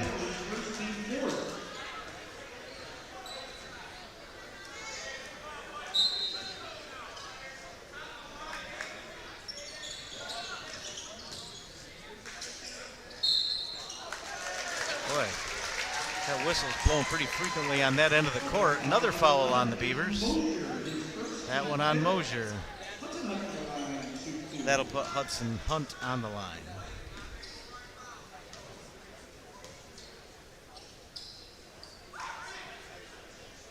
Buries the first. His first point of the game.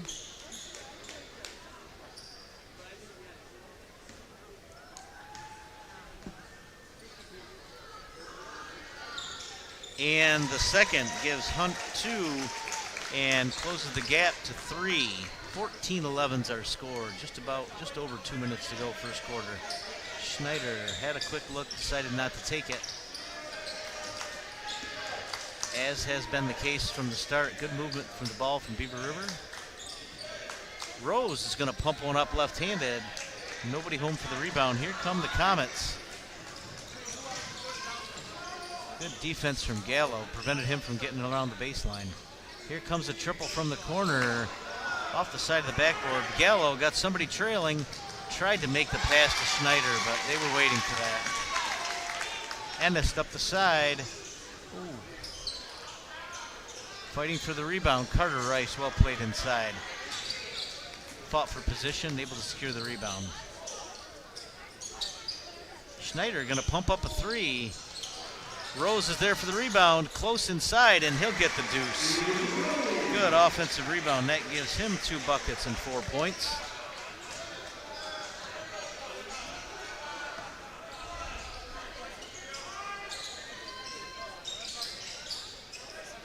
River doing a little bit better job of denying Ennis the ball. The offense runs a little bit different when it doesn't flow through number 1. There's another triple, long. Tried to bounce it off of Schneider, but it didn't work. Rice able to corral it. Here comes Rose.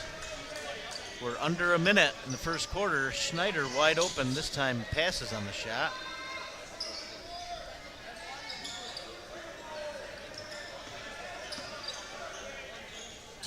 Rose splits the defenders, makes a move, and is unable to finish. Went up with the left hand, just too strong. Oh, a carry. Beaver River actually pulled off the defense that time, still got the turnover. Shot clock and game clock almost, well, the shot clock is off. We got 27 seconds and counting. Beaver River can hold for the last shot, already leading by 5.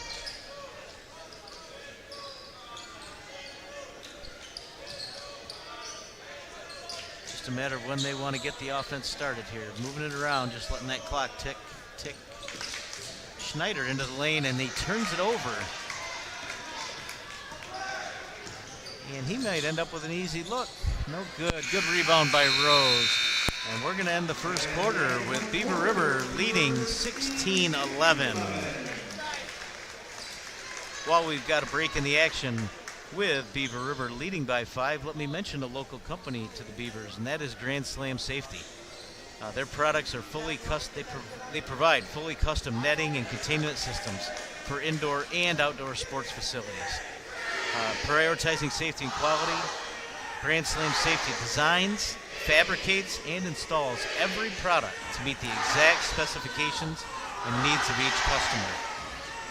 Odds are, if you've been to sporting events in the North Country and honestly at different places around the country, you've probably seen some fencing or some products from Grand Slam Safety. An outstanding business growing every day. Also want to mention Drive America. They are a small town dealership selling high quality pre-owned vehicles at affordable prices. If you're in the market for a dependable pre-owned vehicle, shop at Drive America. As we start the second quarter, Coach Lehman's got his Beavers ready to take the court, and here come the Comets. Pretty clean game thus far. Had a little rash of fouls underneath the basket. So Beaver River's going to have to be aware of those foul situation. Right now, not a big deal other than Knight with 2. A little break for them. Ennis now underneath. Oh, and Sandy Creek turns it over.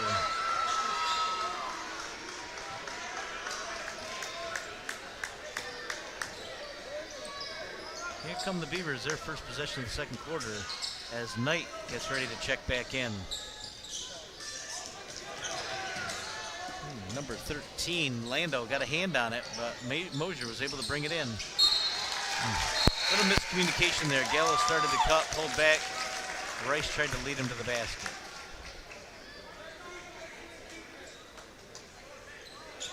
Knight back in for Gallo. And the Comets bring it up, still trailing by 5.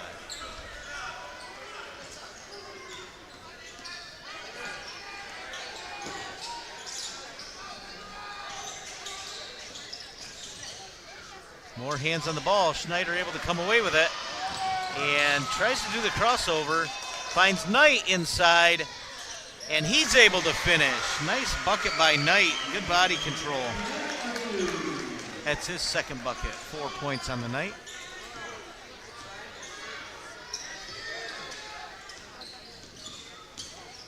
And finds his way into the lane, but unable to get it to go. Beaver River, patient, solid defense. Seems to find good position underneath on the boards. Rice had a look, unable to control it. Now Rose for three. Bingo! And suddenly that lead is ballooned to 11. A quick 10-point lead, 21-11. Quick 5 points to start the quarter. Let me once again mention AMCO, the world's largest chains of transmission specialists and one of the leaders in complete car care services. Also, Woodrick Auto Sales. I'll mention them as well in the earlier game. So proud to have Woodrick Auto Sales family of businesses on board for these Frontier League playoff games. Whether you're looking for storage for some items you just can't find room for at home, perhaps you're looking at an upcoming deployment, contact the storehouse on Washington Street here in Watertown. That storehouse is just one of Woodrick Auto Sales' family of businesses.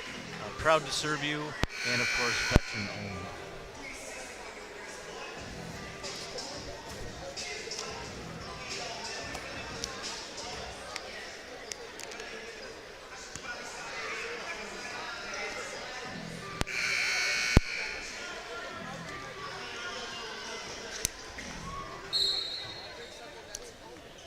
Comets bringing it up the court.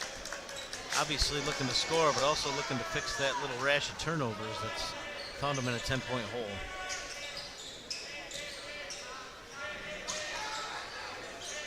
Ennis gets it out up top, and quick hands by Rose, knocks it away, unable to get position, but was able to knock it out of bounds. 20 on the shot clock.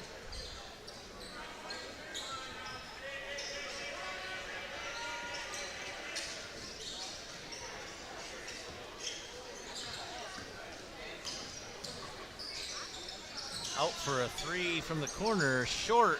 Good board by Knight in traffic. Oh, they're going to go up ahead to Schneider. Able to catch it. Great catch underneath, but unable to get a shot up. Rice open for three. No good. Oh, a loose ball to Mosier, who finds Rose. Unable to get it to go. Good offensive board. Boy, Ennis, their big man underneath with good handle. He might take this coast to coast. And he does, but then unable to hit the layup. And looks like the jump ball.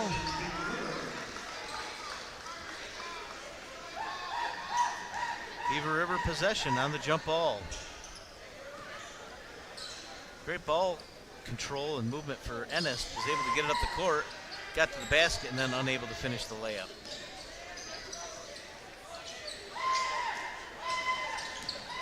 Rose with that left hand, a challenge to defend, and great touch. That's another bucket for Rose. He now has 9.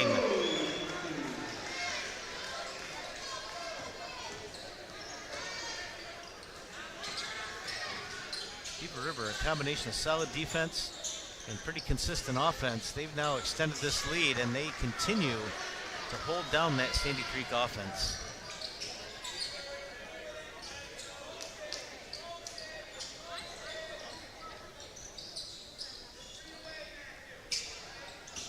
Mosier finds himself alone for a floater, unable to get it, but there's Carter Rice with a rebound. Mosier from the corner, no good. Here come the Comets. Oh, a spin move. And again, they get to the basket. Up ahead to Schneider. Goes back out for a triple, no good, but there's Knight. Ennis took it away. Schneider's got to be careful, does not want to pick up another foul, and unfortunately that's exactly what he did.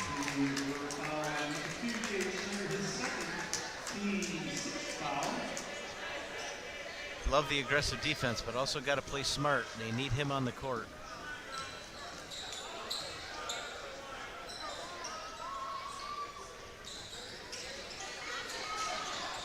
Oh, and quick hands again by Rose. Knocks it away to Mosier.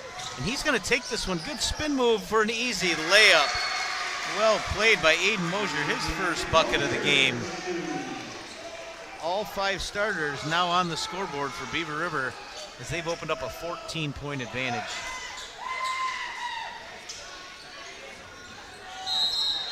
We're going to see what the call is there. Jump ball. Could have been a couple different calls there. Jump ball will keep possession with the Comets.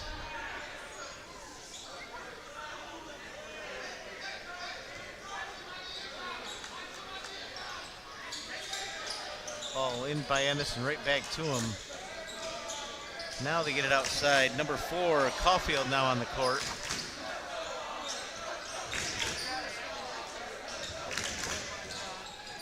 Oh, smooth move to split the defense. And once again, point blank range. The Comets unable to put it in the hole. Rose to bring it up for the Beavers. Quick movement, gets it inside to Rice, and he took a step before he dribbled. Good move. Just need to put the ball on the floor a little quicker. We got 3.5 to go till halftime. The lead still sits at 14.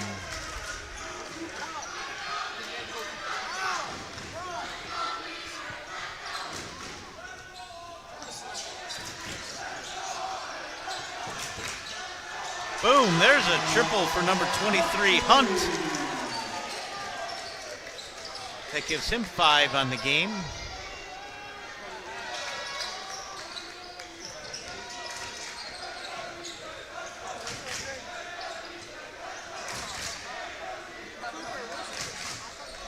Sandy Creek crowd trying to keep their guys in the game. Schneider got it to go, but I think they called a foul on the floor. Excuse me, that was Rose.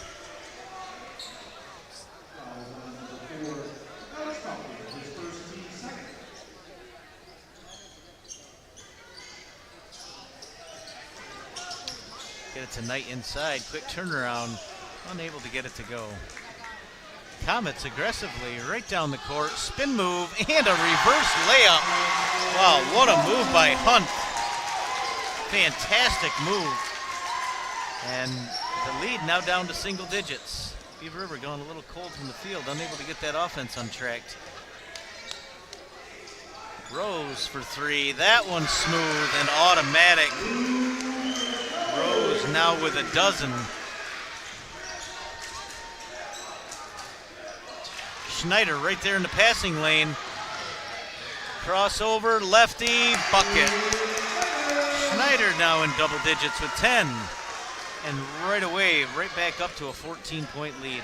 5 quick points out of the Beavers.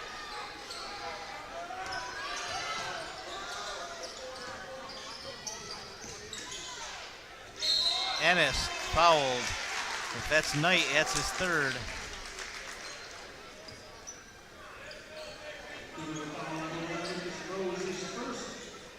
Oh, they're going to call that one on Rose. 2 shots for Ennis.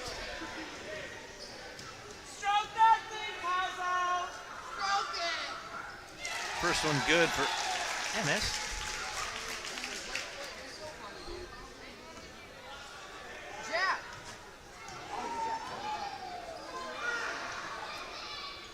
And the second one too strong. Give him 1 from the line, 7 for the game.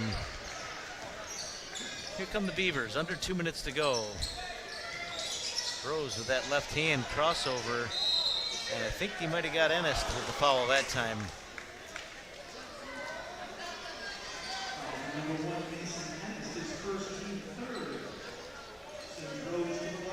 That was a true one-on-one. Rose, number 1, trying to get by Ennis, number 1. That time was able to draw the foul. Short on the free throw.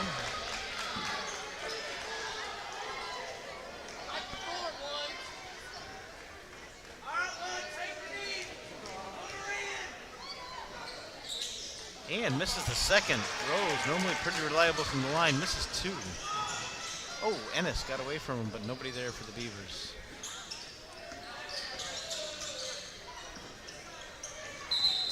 Oh, and there's a travel.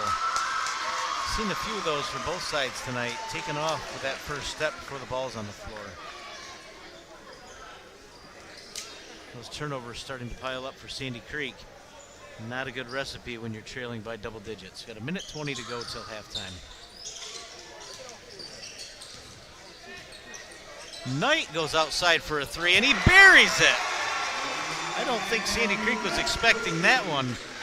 Knight from deep outside.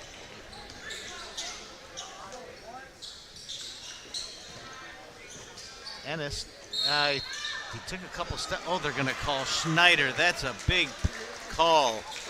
Both guys with their hands on the ball. Instead, they call Schneider for his third. Under a minute to go till halftime. Lehman, I think, would like a little Coach Lehman like a little explanation on that. Goes from a jump ball to scorer on the line. Ennis to shoot. Buries the first.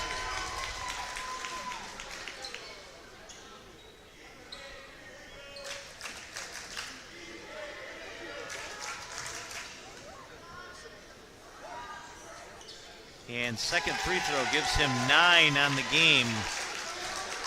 Lead down to 14, under a minute to go.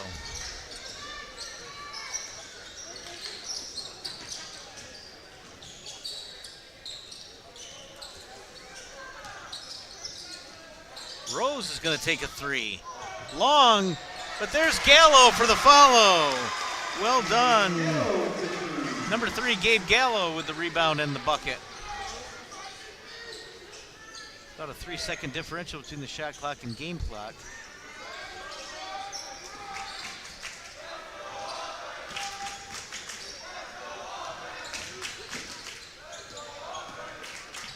Gets into the lane, can't finish. Kind of been a theme. Tipped off of Sandy Creek. Beaver River will have possession. 14 and change to go. Up 16 with a shot at the final shot of the half.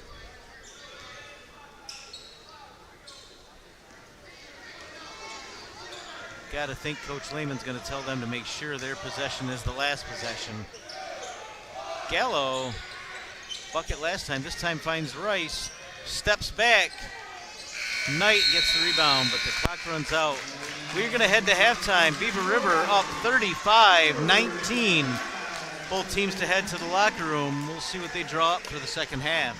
We'll be back shortly.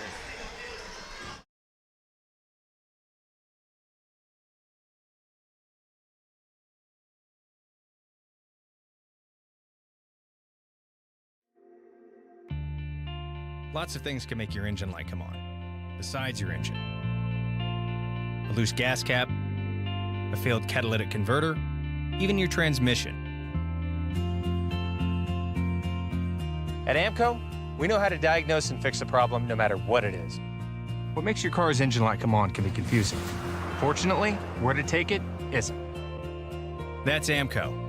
AA MCO.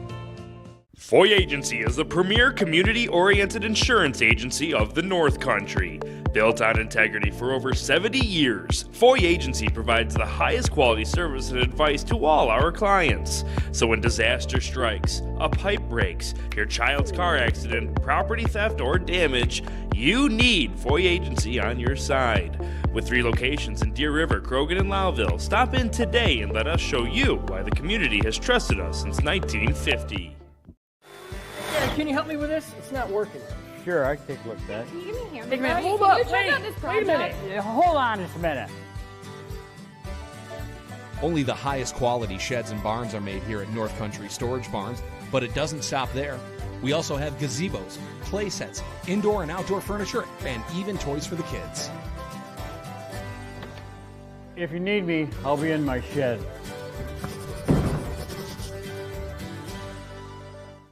Fort Drum, if deployment is on the horizon for you, you do have a safe and reliable place to store your vehicle and possessions while you're away. It's at the Storehouse on Outer Washington Street, the region's most modern and secure storage center with rows and rows of storage units for various sizes. The Storehouse is a perfect place for storing your vehicle, valuables, furniture, or whatever you need secured while you're serving your country abroad. If you're being deployed, call the veteran-owned Storehouse. Call them now, and thank you for your service from the Storehouse.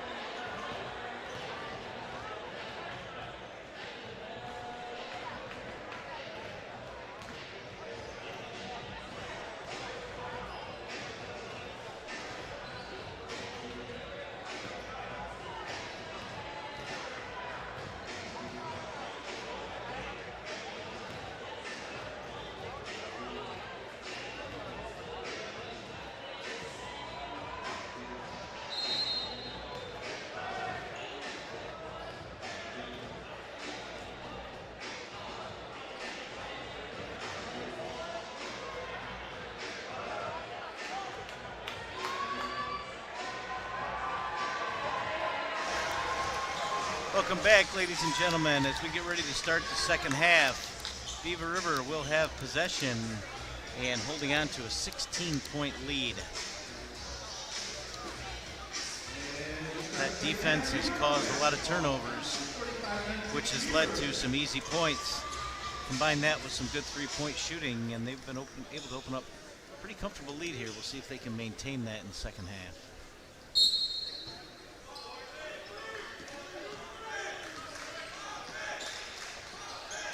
Really, one concern to this point is the foul trouble. You got Knight with 2 and Schneider with 3. Oh, Mosier fights for the rebound inside and one.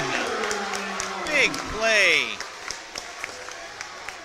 That's Mosier's second bucket of the day. The Knight going to try to complete the three-point play here. Really came out of nowhere. Grab that rebound, put it back up. And smooth from the line, but just a little strong. Back comes Sandy Creek. Ooh, that must have been a loose ball in there. Right to the basket, through the defense is Colton Killian. Second bucket of the night gives him 5. He leads back to 16. They find Matt Knight at the foul line. Out to Mosier for a triple. No good.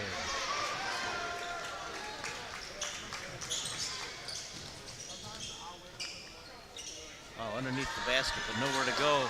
They're going to go long to Schneider. Oh, great catch. That's a few of those tonight.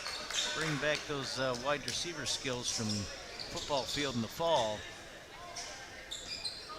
It's 2 or 3 deep passes to Schneider. He's brought them all in, just unable to put that one in the bucket.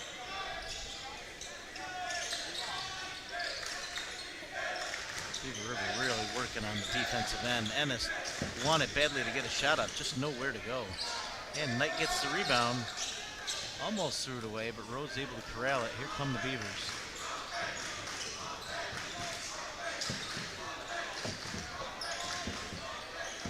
Knight's going to take it himself. Got the numbers here if they're willing to take it. Oh, 3, passes that up into the lane. Gets the call, and that's going to be 3 on Knight. Playing hard in there. He's had a couple of calls that went against him.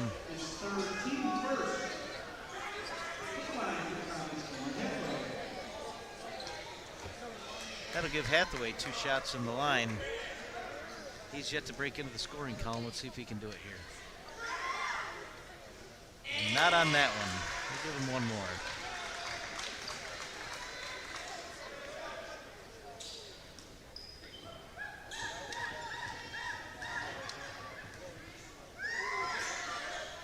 And that one was smooth. That'll put him in the scoring column with his first point. Lead is 15, 2 minutes into the third quarter.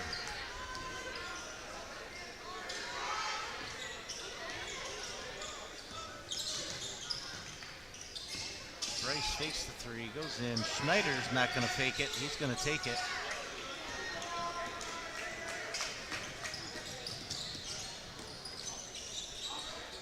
Boy, that is 23, Hunt. He's got quite a motor. When he gets moving, you better be ready or he's going to go by you.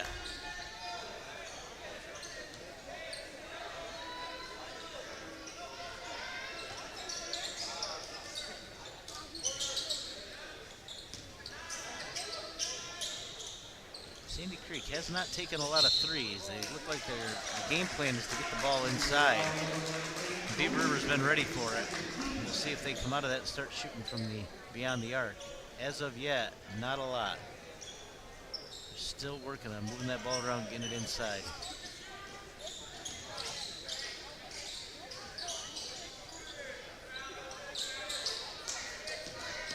Gonna look out on the no, he's gonna take it himself. Rice corrals the rebound.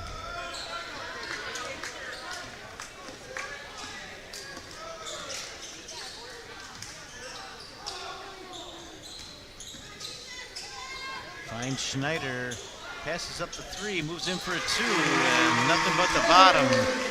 That's going to give him a dozen on the game.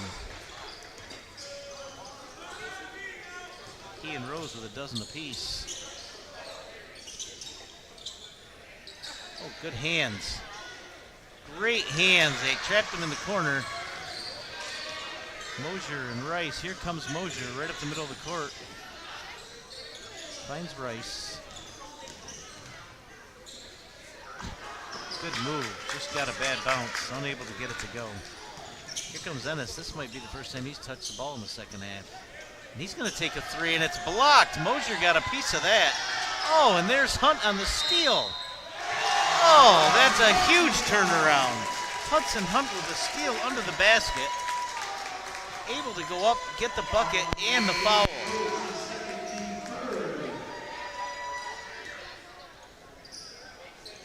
Still a big deficit, but if we're looking at a close game later, that's a huge play. Beaver River had possession and instead could give up 3 points just like that. And he does complete the three-point play. That gives him 10. Lead's still at 14, but that was a big possession.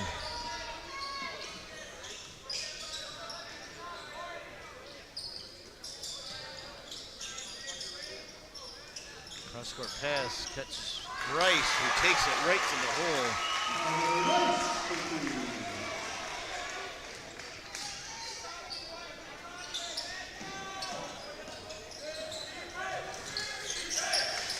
Ooh, he looked like he shuffled his feet there, but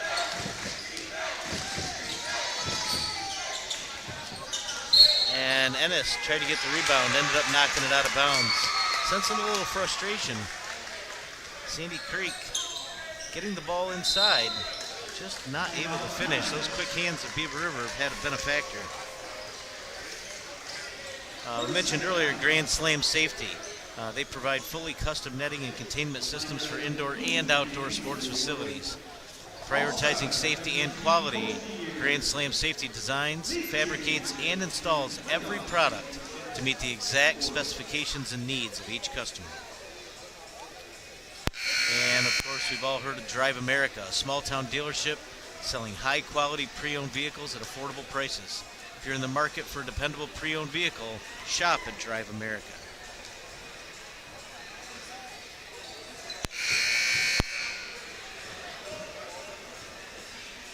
We have 3:51 to go, third quarter. Beaver River holding on to that 16-point lead. They haven't really been threatened here in the second half.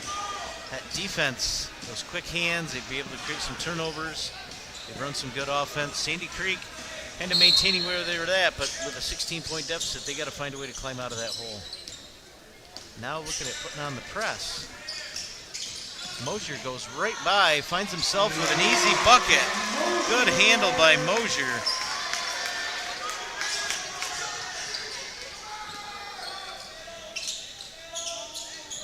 And tried to pull the trigger there. Dustin Mackey had to look at a three. It looked true, just a little strong. And there goes Mosier to the hole for two. Excuse me, Rose. Rose now has 14. Boy, you blink and Beaver River, the guards are by you, throwing a layup down. Suddenly that lead is up to 20. Kind of a danger zone here for Sandy Creek. There goes Ennis. He's able to get the layup. He's now in double digits with 11. There we go ahead again to Schneider.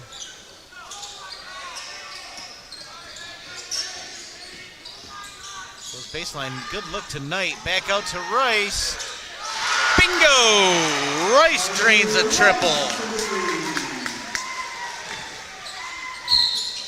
Oh, and they're going to call a blocking foul there. I think they got Rice. We'll see. Going to call that a shooting foul. Going to put Hathaway back on the line. Down 21.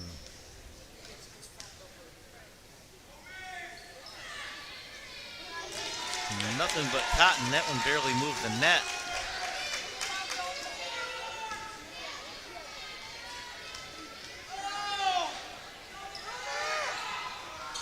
And unable to get the second. We'll give him one. He's got a pair on the day. 2 for 4 from the line on the evening. There's Schneider with a triple. turning it up here. Now up 23. No signs of slowing down.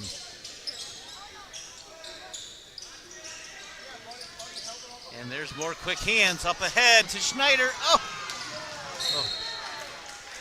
Just unable to bring it in. A little more air into that pass, and that was an easy deuce. Sandy Creek back to the offense. Now just over 2 minutes to go, third quarter.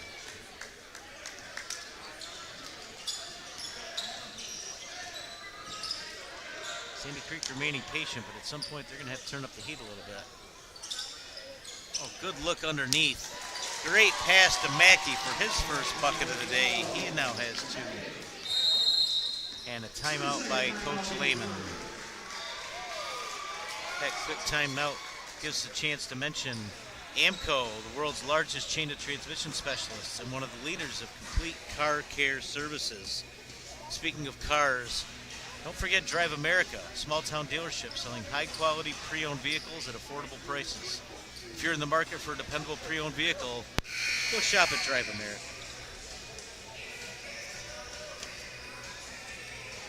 Well, that Beaver River defense not only taking the Sandy Creek offense out of sync, also taking those Sandy Creek fans out of the game a little bit. They were fired up early.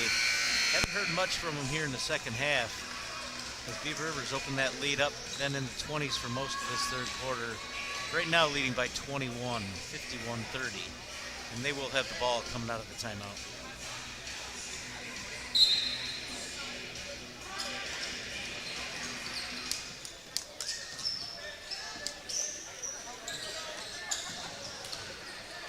Oh, Rose saw Gallo underneath. Ball was just a little low, went off his knee, just below the knee. Great look, open player, just a tough pass to handle just off the floor. Sandy Creek with a free possession here. Let's see if they can turn it into points.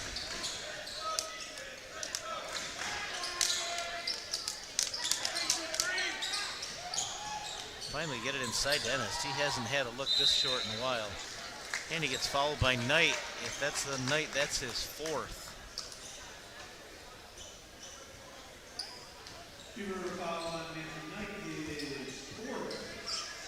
And looks like that's going to be a pretty short breather for Schneider. He's going to have to come back in here.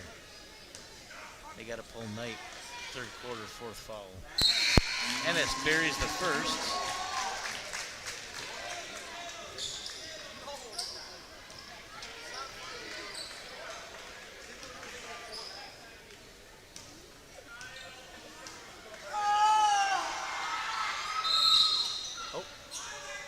We had a lane violation on the Comet, so he missed it, but the shot doesn't count anyway. Give Ennis 1 from the line, 12 on the night. Leading scorer for Sandy Creek.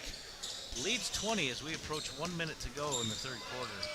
Good look to Gallo. Oh, he saw Rose cut into the basket. Good idea. Ball was kicked out of bounds by Sandy Creek.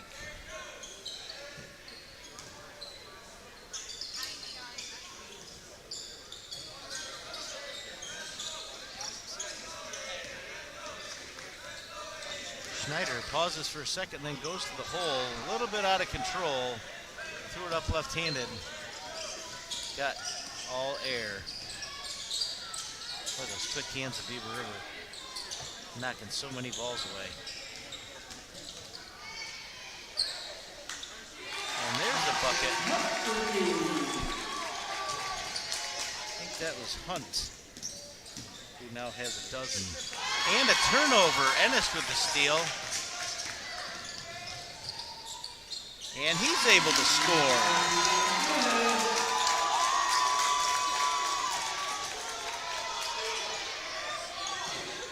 Well, that cuts the lead to 16 with 2 quick baskets. Let's see if Beaver River can close the quarter with a bucket. Still a comfortable lead. But those 2 quick baskets put a little life back in the Comets.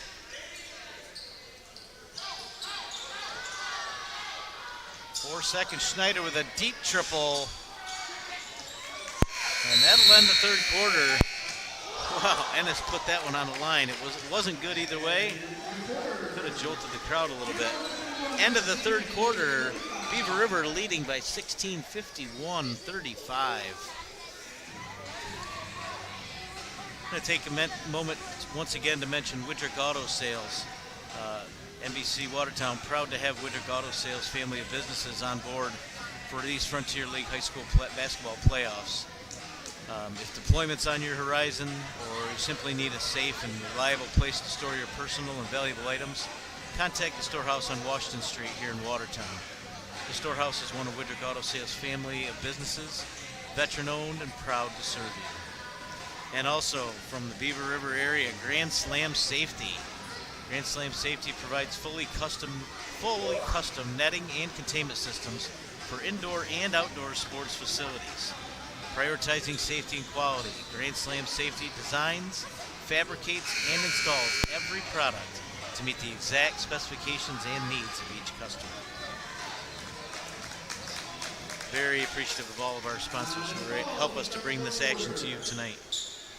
Sandy Creek down 16, starting with the ball with 8 minutes to go. Let's see if they can make a run.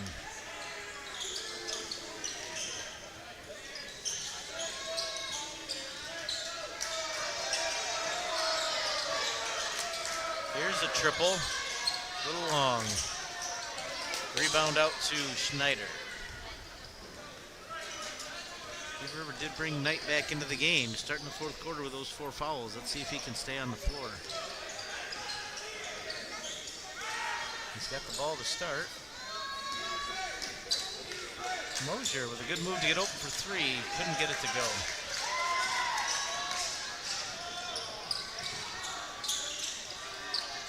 Ennis takes a 3, gets into the lane, couldn't get it to go.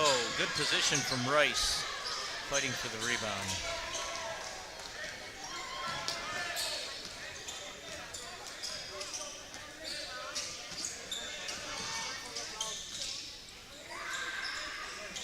Back out front to Mosier. A couple of fakes. Finds Rose for an open 3 in the corner. No good. There's Hunt. Mosier, good defense, got a hand on that ball. I think the foul this time was on or against Knight instead of being called on Knight that time. Took a pretty good shot.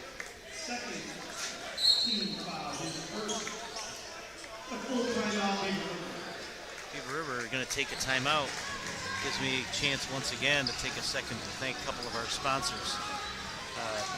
Drive America, small town dealership selling high quality pre-owned vehicles at affordable prices. If you're in the market for a dependable pre-owned vehicle, shop at Drive America. And AMCO, the world's largest chain of transmission specialists and one of the leaders in complete car care services. As you've heard them say, AA, MCO.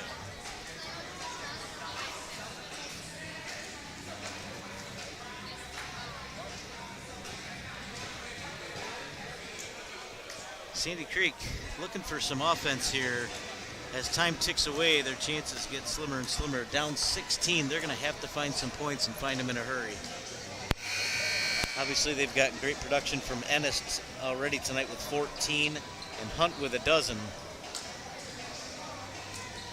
Meanwhile, the Beavers have been led by Schneider with 15 and Rose with 14. That 1-2 punch has been pretty tough to handle. Solid contributions by both teams all over the floor. Beaver River at inbound, 6:40 to go. 51-35 is our score.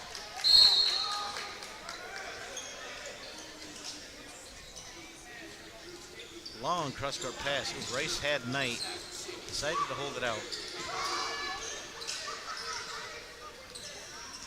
Beaver River showing some patience. I don't necessarily think they're pulling it out. Just waiting for the right shot. There's Rice for 3. Ooh, halfway down. Found its way back out.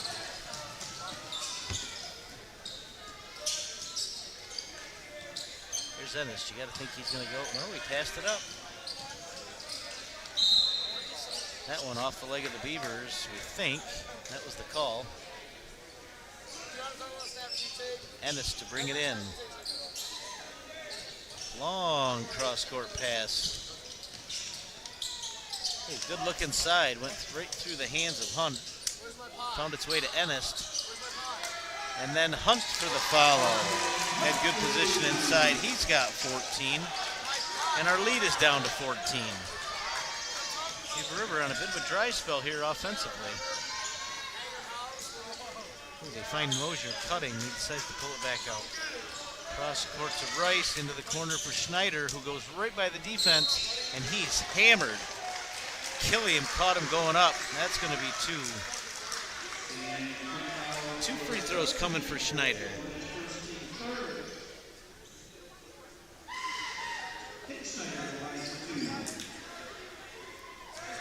Big River looking for their first points of the fourth quarter.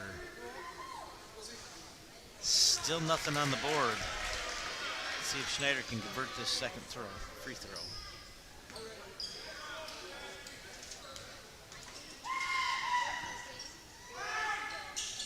And he does. That gives him 16 on the night. Lead back up to 15. There's Hunt trying to go to the hole, and he does. He made that one look easy. He's now the leading scorer in the game with 16. If they don't get in front of him, he is at the bucket before they realize what happened. Rose is going to take a triple and bury it. Kersplashy. I don't think he likes calling somebody else the leading scorer. He's now our leading scorer with 17. Good board by Knight. Gets it out to Mosier, who turns it up a notch.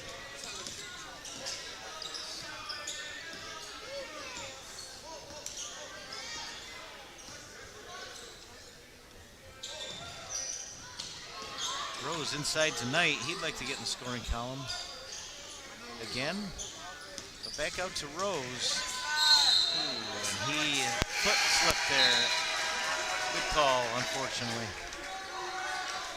Unfortunately for Mosier, he made a good move in the lane, then his foot slipped and he got called for the travel. 4:35 to go. The lead still sits at 16.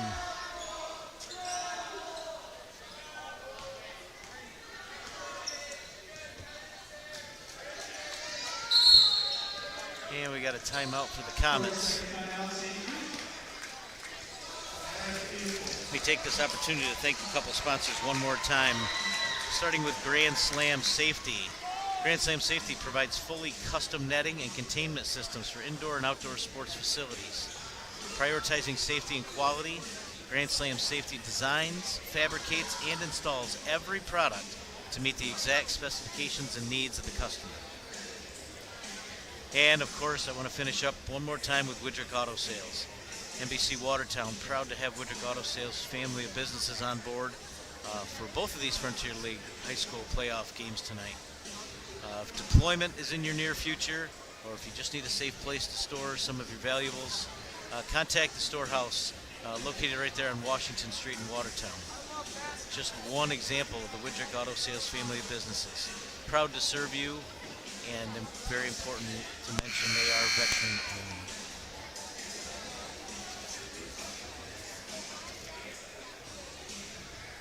We got exactly 4.5 minutes to go. Beavers have been in control throughout the second half, leading by 16.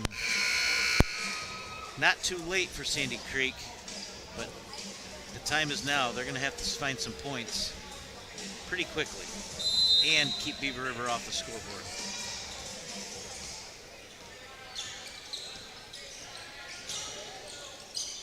And try to start it with a three. Short. Schneider out on the run.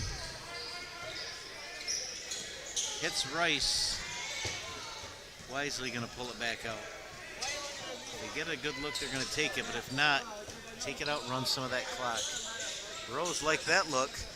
Oh, just short. Oh, great board by Knight, and he finishes. Knight just refusing to give up on the play. He's been playing this whole fourth quarter with 4 fouls. Hasn't taken a bit off the aggressiveness. Oh, they're going to call that a foul apparently on Mosier. I must have had a bad angle because that looked like all ball. Ennist will go to the line for 2.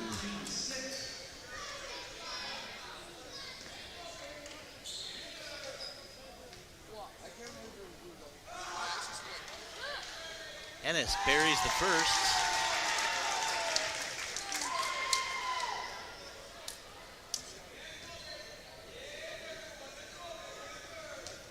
One more shot coming for Mason Ennis. And he's got it. Those two give him 16 points to match his teammate Hudson Hunt. 16 apiece. But still down 14 points to the Beavers with now 3:40 to go. Ooh, we got a little out of control there, threw it away. We got a 2-on-2. Gets it to Ennis. Fouled by Rose, but didn't give him the easy bucket. Good slap of the hands there underneath. Good sportsmanship from both guys. Good clean play. Trying to prevent the layup. Ennis right back to the line.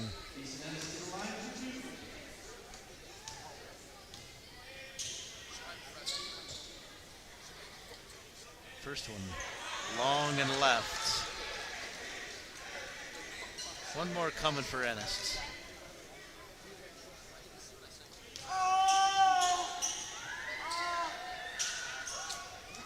Gets the second one.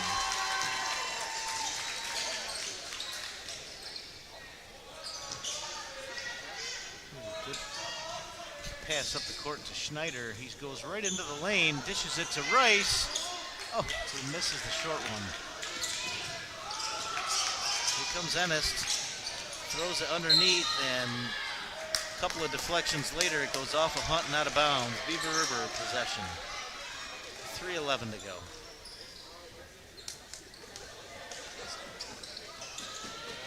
They hit Mosier on the run. Now a 3-on-2. Schneider flying in. The floater is no good, but Mosier's there for the rebound. He's had a couple of key rebounds in big moments today. Basically snuck inside and took that ball from Ennis. Ennis kind of caught off guard and committed the foul. Schneider will inbound under the basket tonight with a fresh 35.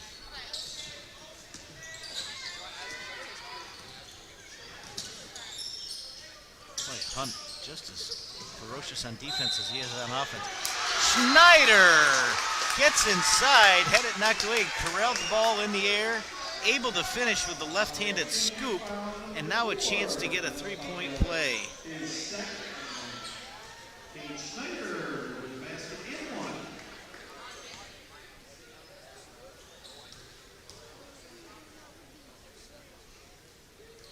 And the hoop and the harm results in a three-point play for Schneider. He now has 19 to lead all scorers, and our lead is up to 18.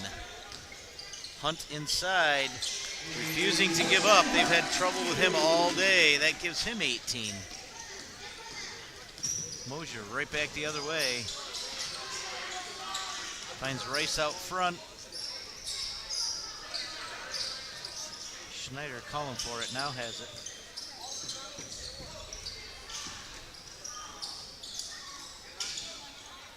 Schneider wanted the triple. Another big board from Knight gives him another possession.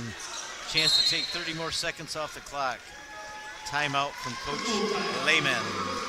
Beaver River, I think, starting to sense it here. Up 16 with just over 2 minutes to go. Solid on offense, fighting for the rebounds and playing defense just as strong now as they did to start the game. Let me review our high scorers here. I'll review all the scorers. By my count, I've got Hudson Hunt leading Sandy Creek with 18 points.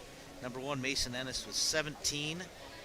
I got Colton Killiam with 5 points and 2 points apiece for Cameron Hathaway and Dustin Mackey for a total of 44. For the Beavers, they're being led by Cade Schneider with 19, Lucas Rose with 17. Matt Knight inside with a ton of impressive rebounds to go with his 9 points. Carter Rice with 7, 6 for Aiden Mosier, and a bucket for Gabe Gallo. That puts their total at 60. They lead by 16 with 2:11 to go. Beaver River will be bringing the ball in bounds. Just about a fresh shot clock, 32. Gotta expect some heavy pressure here from Sandy Creek. One last shot to get some turnovers. Ennis comes up with the ball, gets it to their motor. Hunt unable to finish. And now the fouls. Rose was able to get that rebound.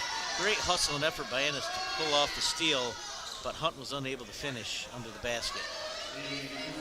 Beaver River will bring it in.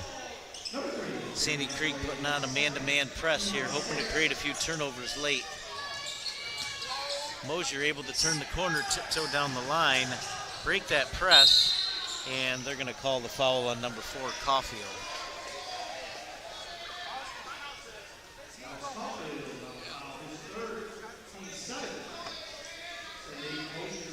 And that's going to put Mosier on the line for a 1-and-1, trying to get in double digits. He's sitting on 6. Make that, oh, it trickled out.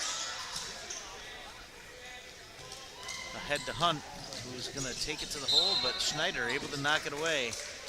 Schneider picked up that 3rd foul in the first half, been playing that same aggressive defense in the second half. Foul free here in the 3rd and 4th quarters. Wow, we went in among the trees. No foul called. The South Louis crowd not happy, the Sandy Creek crowd not happy.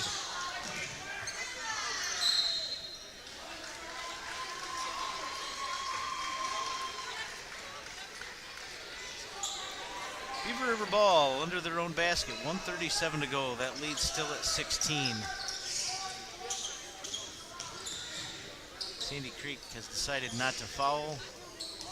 Going to get more of their bench players into the game. Going to give them a chance to play in a Frontier League final. And there's 2 more for Schneider. That puts him at 21. And a timeout, I think, as much to get some of these players into the game as anything else. They've earned the right to get some time on the floor, so good for them. Both sides are going to clear their benches here. Give some playing time to some of the guys who work hard every day and don't necessarily see the time on the court that they've earned. Great to see that.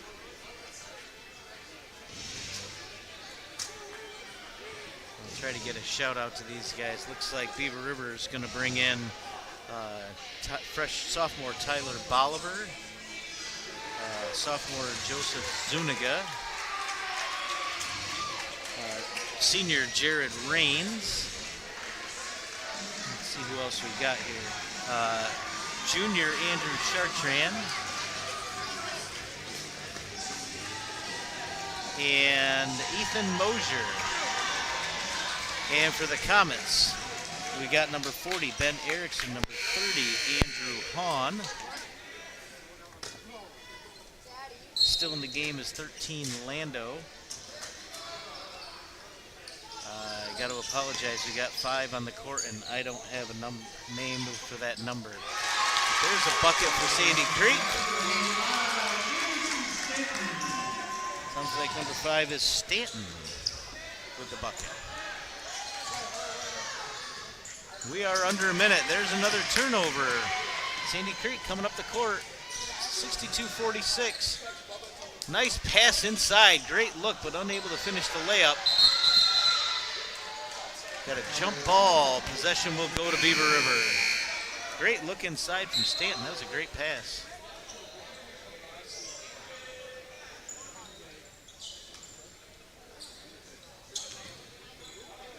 Mosier to bring it in. Raines now in possession.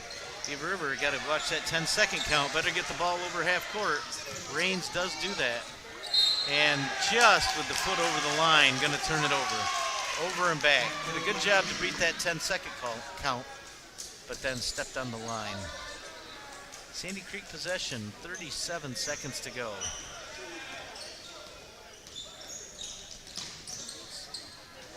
Zuniga knocks it away.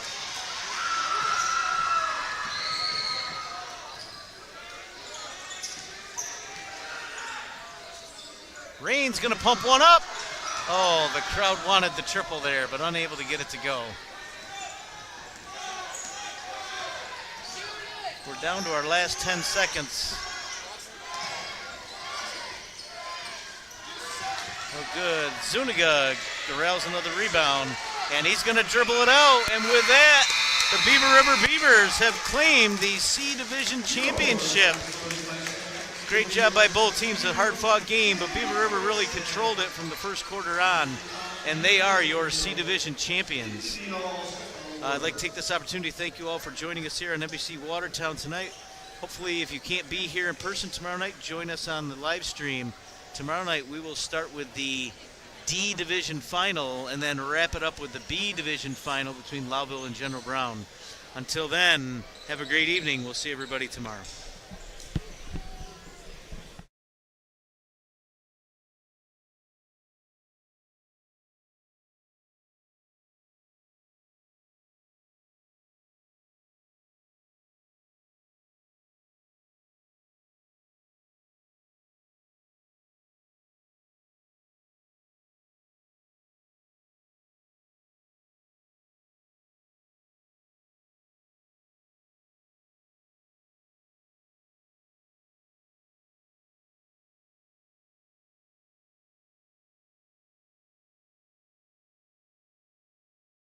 All-Stars, we ask that you come out today for to see those two gentlemen. First of all, from IHC, Justin Trout.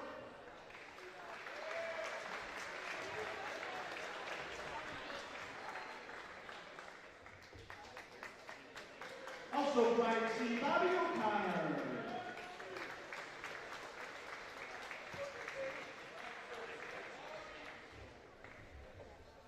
From Thousand Islands, Matt Cabrera.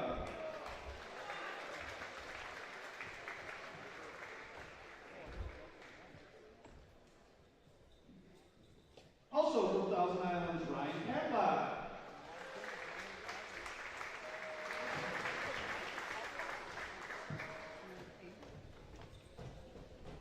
From South Louis, Mason Brown.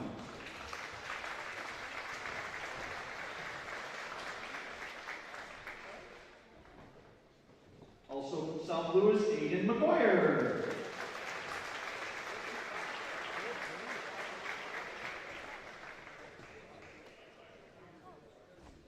From Sandy Creek, Hudson Hunt.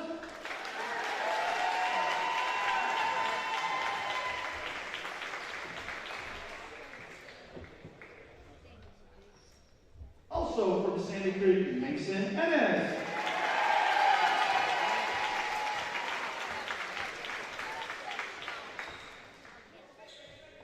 From Beaver River, Kate Schneider.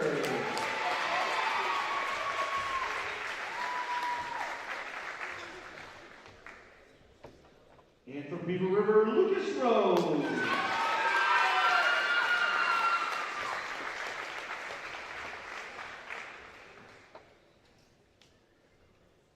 And your C Division MVP from South Louis, Aiden McGuire.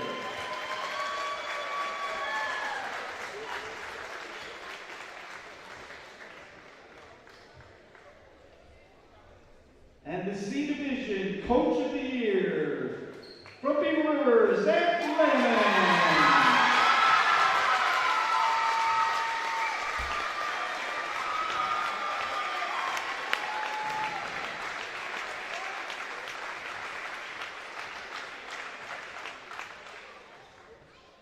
How about one more big round of applause for your C Division All-Stars and C Division Coach of the Year.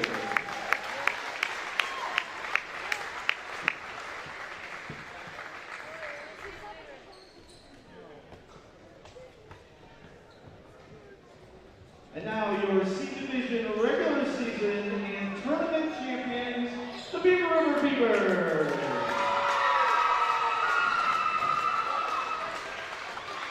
At this time, anyone who would like to take pictures, feel free to come right out to half court and do some pictures with the Beavers. Reminder of the two games tomorrow night. The D Division final at 6 o'clock, Saturday, Harvard, Bella, Henderson, followed by the B Division